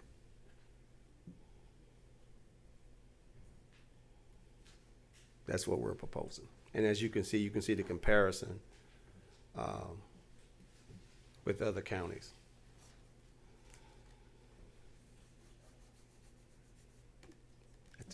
That's it? That's it. That's it. Any other questions? Mr. Jackson has a statement. One more thing before we finish. Can we go back to the, keep going, right here, stop. This is important. The nonprofit organizations right now, we're charging them fees for like their temporary permits and like the annual food permits, and like around here, we're the only people that's charging them. So, I mean, that's something you guys can consider too. Thank you. Thank you for pointing that out. That's why I had him with me. Any questions? Anybody? I think we've questioned you. Oh, that's fine. That's fine. That's fine. But this was so interesting, though. Yeah. To see the comparisons and to see actually what people do to get a permit to sell on the weekend. Mm-hmm. And I think a lot of information has been And for the most presented. part, you know, everybody is Complying? complying. Everybody's pretty much happy once they come in and they really understand the whole process, and we explain to them why we do what we do. And I think that's so important for people to understand why we have rules in place, why we have this ordinance in place. Then they understand why. And it's really to protect them as well. That's true. Because we also share with them, we know you're not in this to make somebody sick. And so as we work together, that we both can ensure the health and safety of our citizens. Mr. Coleman, thank you so very much Thank you. for your presentation. Ms. City Manager, take us into our next All right, one. one more discussion item is to review and discuss possible closed captioning equipment and services, and Bart Barkowiak, who's our Public Works Director and also over Technology Services, will lead the item.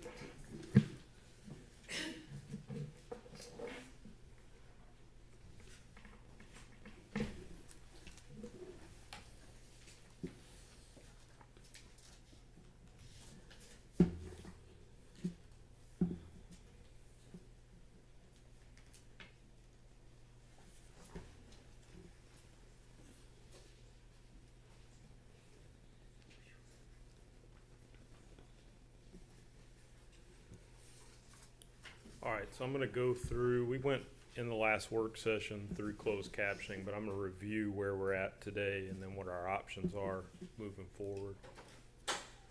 So today, we currently stream our council meetings live. Citizens can either go to the city's website, and our vendor Swagit is embedded within that website, so they can view the live meetings there. And we stream it as well to YouTube. So the city has a page on YouTube, and you can watch the meetings on there as well. both on our website and on YouTube. You can go after the meeting to however far back you want to go and watch those meetings later. On the city's website, we have the agenda, and the vendor indexes the meeting to the agenda. So all of the posted agenda items, you can click on whichever item you're interested in, and you can skip to that portion of the meeting and not have to watch it beginning to end. You don't have that on YouTube. There's no closed captioning currently for the video that's on the city's website through Swagit.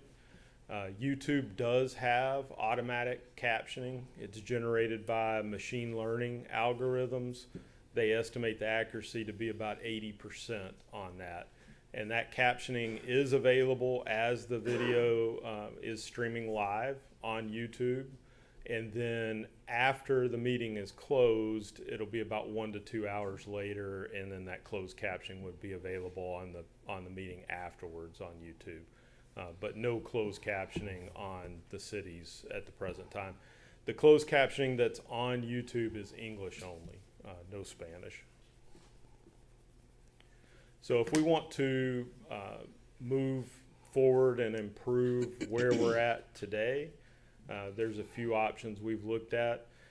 As far as Swagit goes, we can add English captioning for both live and on-demand videos for $12,300 annually. Or we can add English and Spanish captioning for both live and the on-demand for $27,000 annually. So again, a little difference between the live and the on-demand. The live is captioned as the meeting's going on, but after the meeting posts, it would take approximately 4 to 5 business days to get the captioning, either English or Spanish, on there for the future. There's also the ability with Swagit for $2,400 a year. They can do a searchable transcript for the meeting. So that would document, transcript the entirety of the meeting. And much like today, where you can go through the agenda and you can pick the agenda item you want to skip to, if we close caption it and we add this transcript option, you can actually go through the transcript, click on the sentence, the word that you want to jump to, and it will jump the video to that portion of the meeting. And then Tina's folks would be kind of alleviated from doing minutes at that point, because they would all be done through the vendor, which is pretty good on that portion for $2,400 a year. We're going to have to upgrade our Swagit equipment. It's fairly old. We did budget, not this much, but we budgeted, I think, around $9,000, $7,000 to upgrade it. We would be required to upgrade to the tune of $29,038 to include the captioning option with that hardware. It also will bring us from standard definition to high definition for the video, so it'll improve the quality as well as what's posting. If we want to upgrade what's on YouTube, we can contract with a third-party service. That would be on demand only, not live stream. So you'd still have the automated portion live stream, but after the meeting, you'd have an accurate version. And the vendor would do English and Spanish for $23,328 a year. Their transcript is included with the English and Spanish option, and their captioning would be available 24 hours after the meeting's finished on that.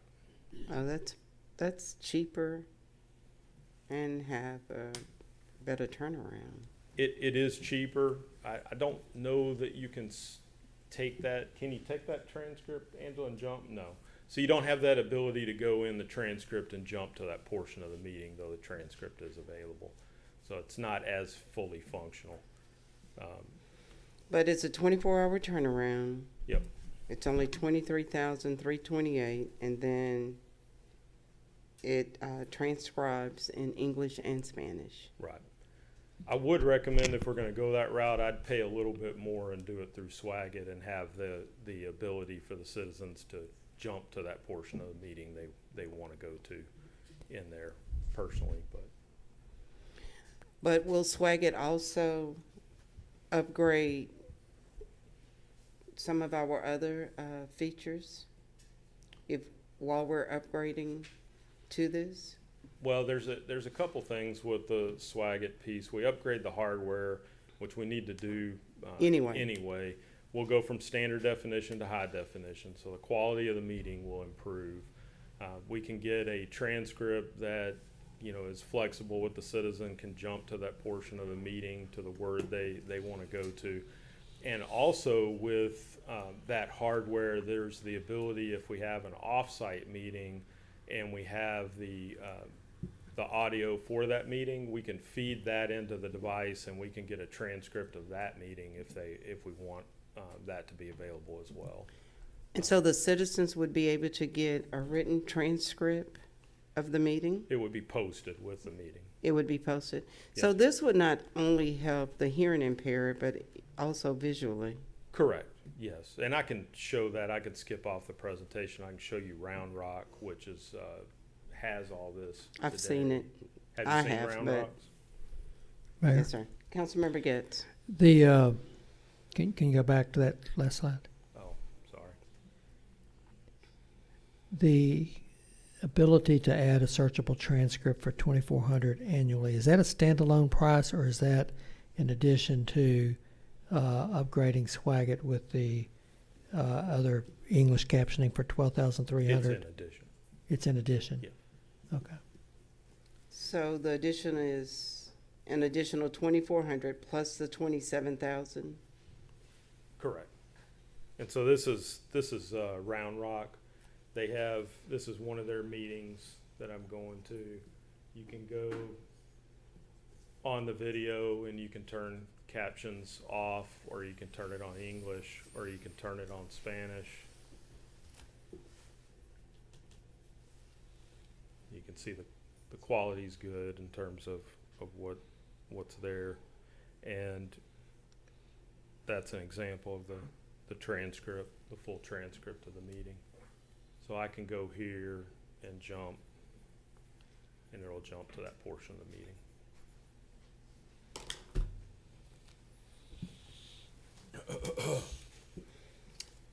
Councilmember Duria. Would the citizens that's watching this, would they have to download some certain app or just go to a website, or Just go to the website. and just click on it and that's it, no cost or anything? No cost.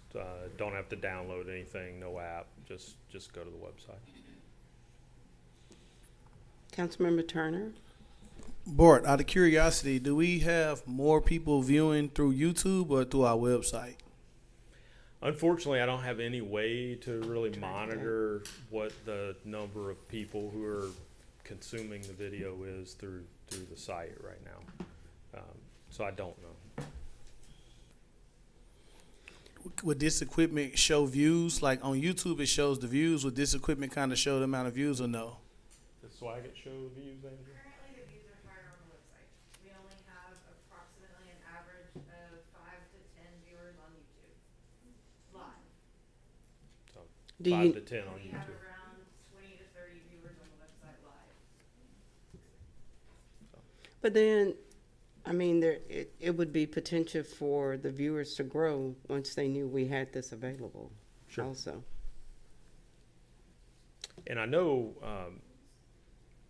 when I first joined the city, one of the biggest open records requests that came through the city clerk's office was just a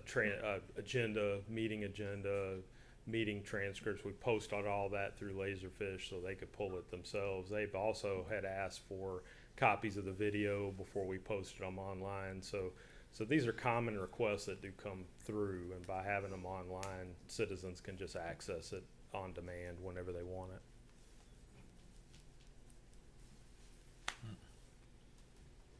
I'll go ahead and let you finish your presentation. This is it? I'm done.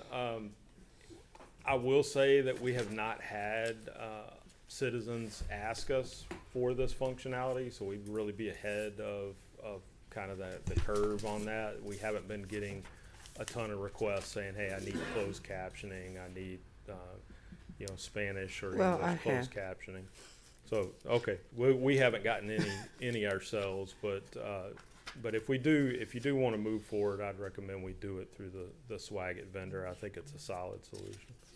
Well, you're our IT guy, so I'm sure you're going to recommend what's best. But Lamar University has sent letters to city manager. Did you receive?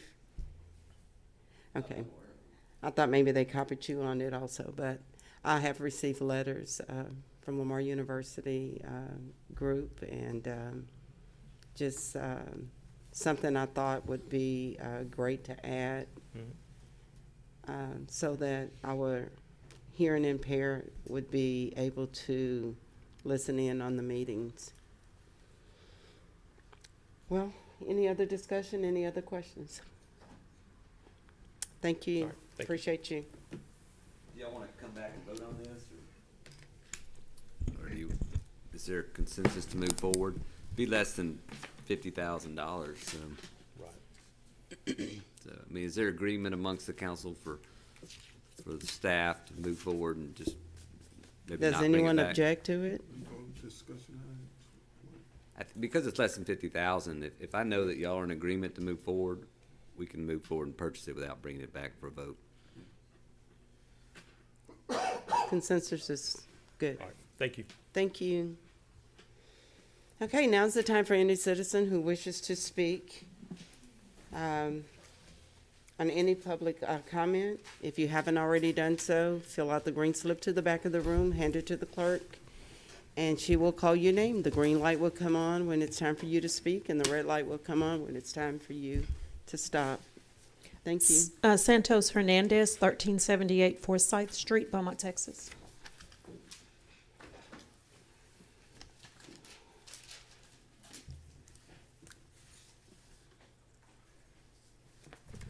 Thank you. Honorable council members, city officials, fellow citizens of Beaumont. I was really happy. This is my first time to a council meeting. And I was very happy of the discussion that took place here today. I wanted to come because I attended a Zoom meeting this morning about the infrastructure bill that was passed. That's a lot of money. It's a once in a lifetime. I think the last investment in this country in infrastructure was by President Dwight D. Eisenhower. So I just want y'all to be focused on what you can do in your positions of leadership to bring some of that money to Beaumont. 40% of that money is going to be allocated to low-income areas. So I know Beaumont needs it. So I just want to encourage you to reach out. Don't wait. Reach out to the people that you know in leadership, state leadership, county leadership, because a lot of those fundings are going to be working with municipalities. And I hope that you're already looking into what's available and what Beaumont needs, especially with the hurricanes and the floods and our infrastructure, that we need those funds and as many as we can obtain. I also want to personally thank Council Samuel Odwin, because I reached out to you when I was having a problem with the railroad, when the arsonist was setting fires. And you told me how much power the railroad companies have. And I talked to the Railroad Commissioner of Texas, and he told me how much that their power was stripped away. I know we have a lot of trains around here, and I just hope that you also work with your state officials and also the railroad companies to see what it is we can do to try to make our emergency vehicles not blocked in, especially around Avenue A and that area. You know, it seems like they're always blocking, and when you try to go around, there's another one blocking. There's a lot of train activity around here, so I just hope that you'll work with that, especially since we're working on infrastructure. One thing I want to say about what I heard about the food trucks. My mother and father ate the same hamburger. My dad didn't get food poisoning. My mother did. We have to rely on people, like he said.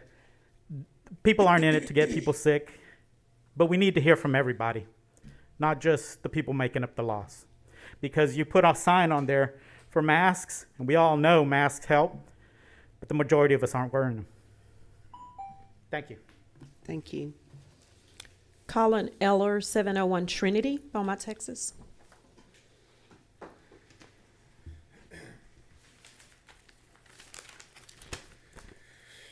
Hello, everyone.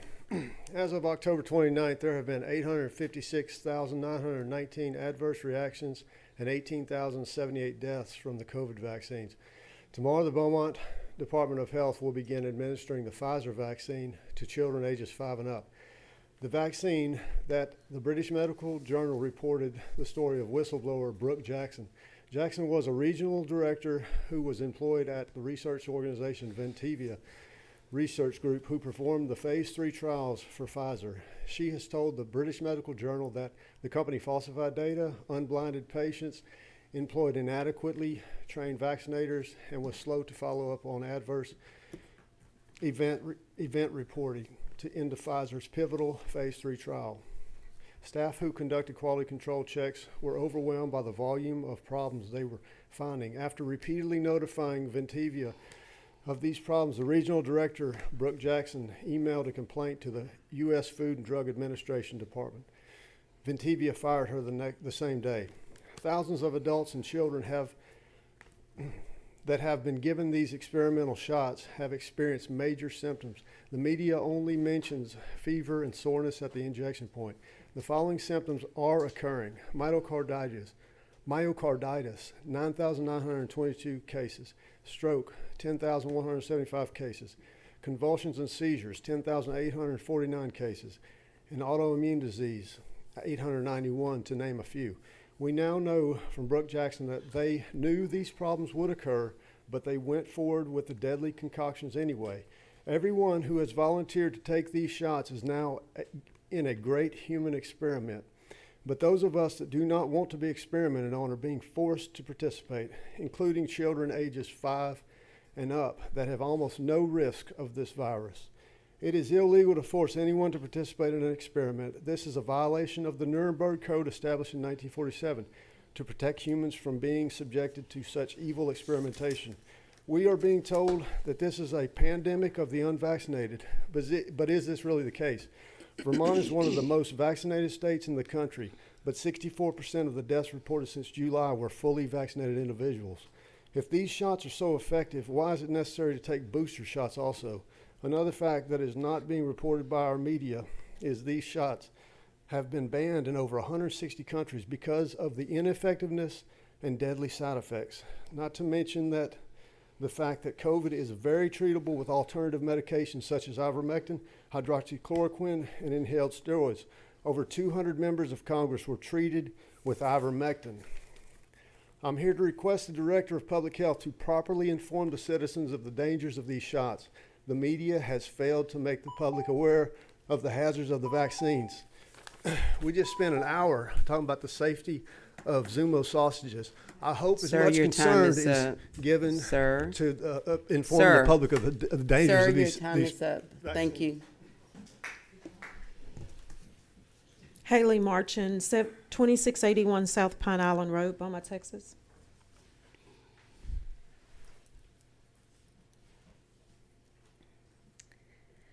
Hi, my name's Haley Marchand. On behalf of the parents of our community, I would like to speak to you regarding the importance of informed consent, specifically in the administration of the COVID-19 vaccine to children. First of all, vaccine providers should be required to disclose the details of the Pfizer trial for 5 to 11-year-old children. There were only 1,500 children enrolled in the treatment group and 750 in the control group. This means that if an adverse event were to happen in 1 in every 3,000 kids, the trial would not have picked up on it. The small number of test subjects significantly limits the ability of the trial to detect serious harms. The FDA actually called Pfizer out on this matter earlier in the summer, and the pharmaceutical company completely ignored them. Secondly, there was no difference in disease outcomes between the children in the trial who got the vaccine and those who got the placebo. No children died from COVID, and none required hospitalization in either group. Next, an ingredient was changed in the vaccine after the trial was complete. Tromethamine, a blood acid reducer which is used to stabilize people during heart attacks, replaced the original buffer that was used in the vaccine trial. This new formulation has literally never been tested, and Pfizer was not required to disclose the reason for altering the formulation. Lastly, the subjects in the 5 to 11-year-old trial were only followed for 2 months following their last injection, and once the follow-up period was complete, the researchers unblinded the control group and allowed them to receive the real vaccine. This means that all of the children in the trial have now had the vaccine, and there is no way to determine any difference between the two groups past the 2-month mark. The control group has been wiped out, virtually eliminating the validity of any long-term safety studies.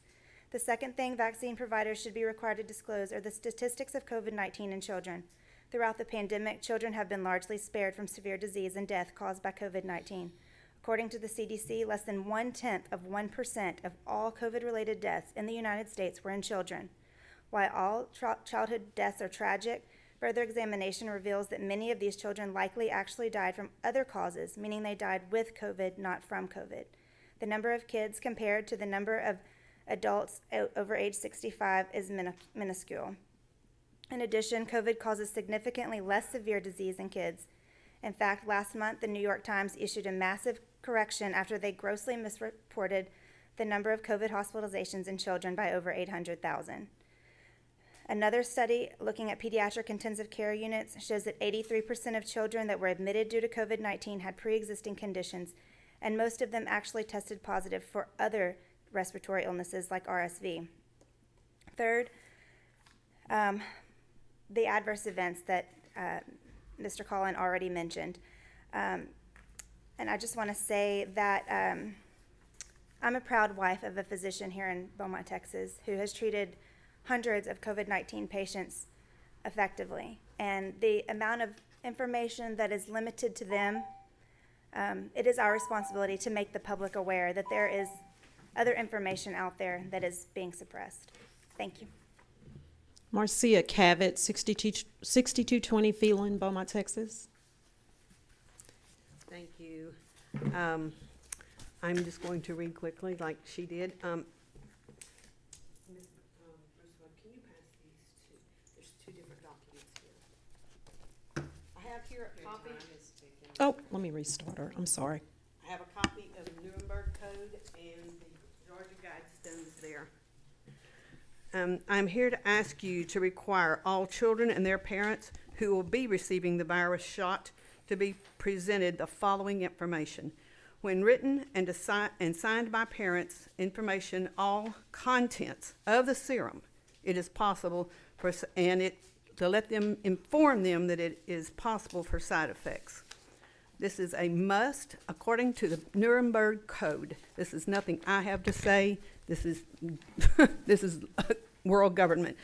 Inform them about animal trials. When children begin to die or become extremely sick, parents are going to bring out the Constitution and the Nuremberg Code. I'm here today to help you as leaders to be aware of this and to protect yourselves legally and morally. I care about your future as a leader. Just doing your job or following orders does not divest anyone of the responsibility or accountability. Ask yourself, while I'm in this office, after I leave it, will I be accountable for decisions I make according to the Nuremberg Code? Number one, this is not a vaccine. It is a bioweapon. It has in it graphene oxide. That's the only one that I know that it has, but there are many other lists of aborted fetal tissue and much more information. Parents need to know what's in this if they're going to put it in their babies. The shot gives no protection from infection, and that is in everywhere out there. Fully vaccinated people are dying. I want you to look at the Georgia Guidestones, and the number one, it says maintain humanity under 500 million people in perpetual balance with nature. Number two, guide reproduction wisely. Now, who is to determine how many children I want to have? Just pray, tell me. Next question, where am I getting my information? Where are you getting your information? Ask yourself, what is separating us in 2021 and beyond?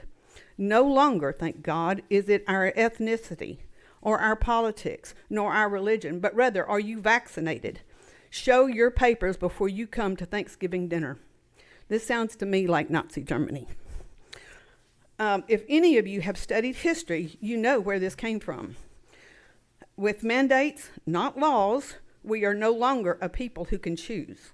We are no longer land of the free, home of the brave, but rather we are living under tyranny. There are some things worth dying for, and freedom is the top of my list.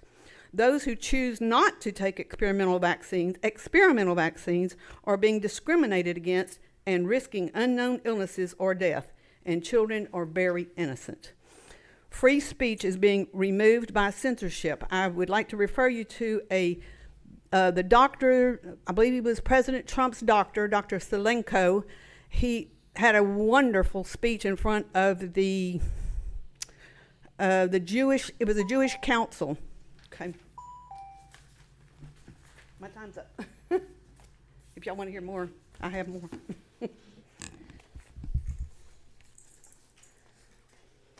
A. Haynes, 3925 Crow Road, Beaumont, Texas.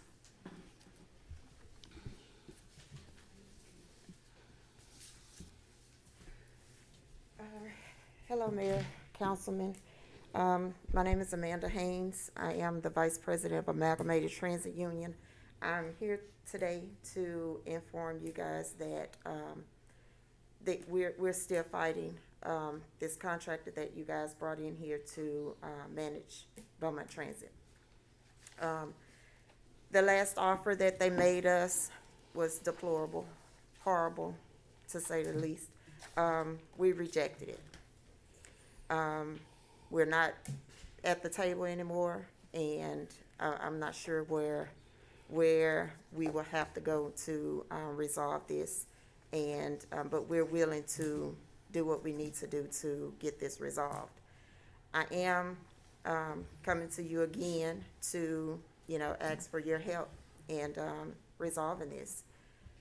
If not for the workers, who are the majority or citizens of Beaumont, but for the citizens that utilize this service that we provide, there should be some consideration for them. A lot of them are sick mentally, physically.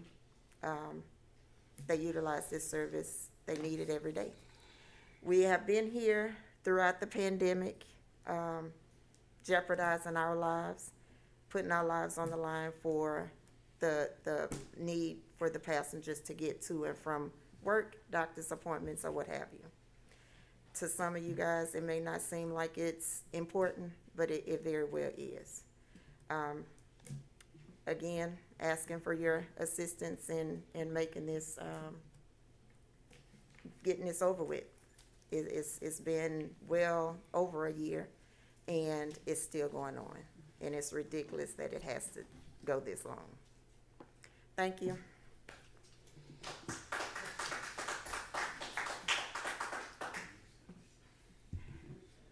Corma Cameron, 6220 Phelan, Beaumont, Texas. I cede my time to Marcia Cabot. Yes, ma'am. So to continue, there was a Dr. Zelenko speech that has been taken down from the internet, from YouTube. I wanted to be able to share it with you guys. But he personally said that this is a bioweapon and a genocide event. We need to ask ourselves these questions. Why are doctors being censored? Why? Where are you getting your information? These things are being censored. Why are hundreds of thousands of people around the world marching in the streets? What are they marching against, or what are they marching for? They're marching to choose freedom for what they put in their bodies. If I give each of you a syringe of a liquid, would you inject it or have someone else do it for you before you ask for a list of of the ingredients that are in it? Next, why? Ask yourself, why will you put an experiment when fully vaccinated people are dying daily into your child's blood to circulate in every single part of their little bodies? Just tell me why. The companies tested these shots on animals. They had to shut down the test because all animals died. Autoimmune diseases are almost as bad as death. And I've been there, and I know I would rather die than be sick for a long time with an immune disorder. I am pro-choice, and I am anti-unsafe new medicines. These are experimental. They are new. Question, why are the people exempt from the shot? Who are the people that are exempt from the shot? Employees of Pfizer, Moderna, Johnson & Johnson, Congress, CDC employees, and post office workers. I am pro-choice. You make your own informed choice. Why are they using prison terms such as lockdown? Lockdown is for control. Do you remember the Tuskegee syphilis experiment? They they changed their practices after it was too late for over 400,000 black men. Those who don't know history are destined to repeat it, believe it or not, in this genocide program by, again, Dr. Zelensky. And then after the public U.S. Health Services syphilis study at Tuskegee, and the government changed its research practices in 1974. The National Research Act was signed into law, creating the National Commission. Now, earlier today, I heard it go around and round and round in this meeting that we are for the safety of individuals. I'm for the safety of our children.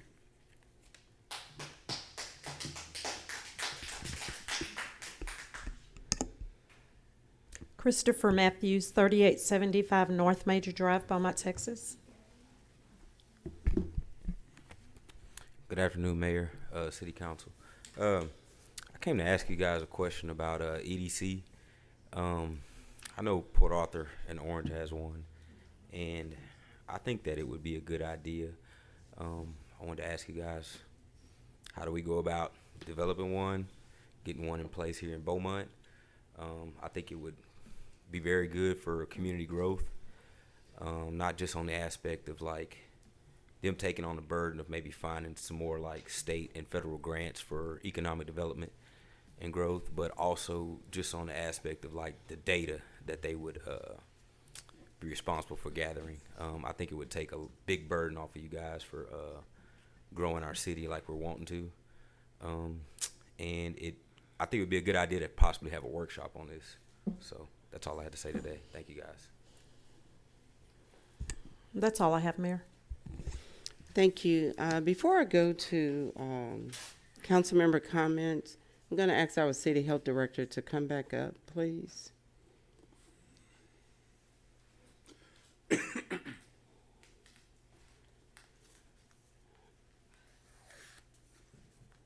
Mr. Coleman, has our city made a mandate to administer the vaccine to anyone in the city? No, ma'am. Okay, is anyone forced to take the vaccine in our city? No, ma'am. Okay, thank you. That's just something I just wanted to put on the record. I appreciate that. Okay, I will go to council member comments, and at this time, I'm going to start with you, Council Member Neal. No comment. Council Member Samuel. No comment. Thank you, Mayor. No comment. You didn't even let me ask you. Council Member Turner. Let's get out to support Lamore's homecoming. Other than that, that's it. Thank you. Council Member Getz. No comment. Council Member Durio. One thing, I've been getting a lot of calls and complaints from different neighborhoods in my ward about dogs running free. These are actually dogs that live in the neighborhood. And some elderly people that live in that neighborhood, they go out for their morning or evening walks. So we put it on our website, so we want everybody to kind of read that, and I also sent out some flyers about the ordinances as far as controlling your animals. They're your responsibility if you're gonna own them. So just be aware. You know, a lot of people say that dog won't bite. Yeah, it might not bite the owner, but it might bite me. So I'm an animal lover, but they're your responsibility. So make sure that you control your animals. That's all, Mayor. Thank you. Mr. City Manager, any comment? No, thank you. City Attorney? I would just like to say, Mayor Ames, it's good seeing you on the other side of the podium. Thank you for joining us, and thank you for staying for the meeting. I told her earlier when she came upstairs, she surprised us. I said, you're going to make me nervous now, just when I think I have the hang of it. But thank you for joining us today. And at this time, I have no other comments. We will recess into executive session. Thank you.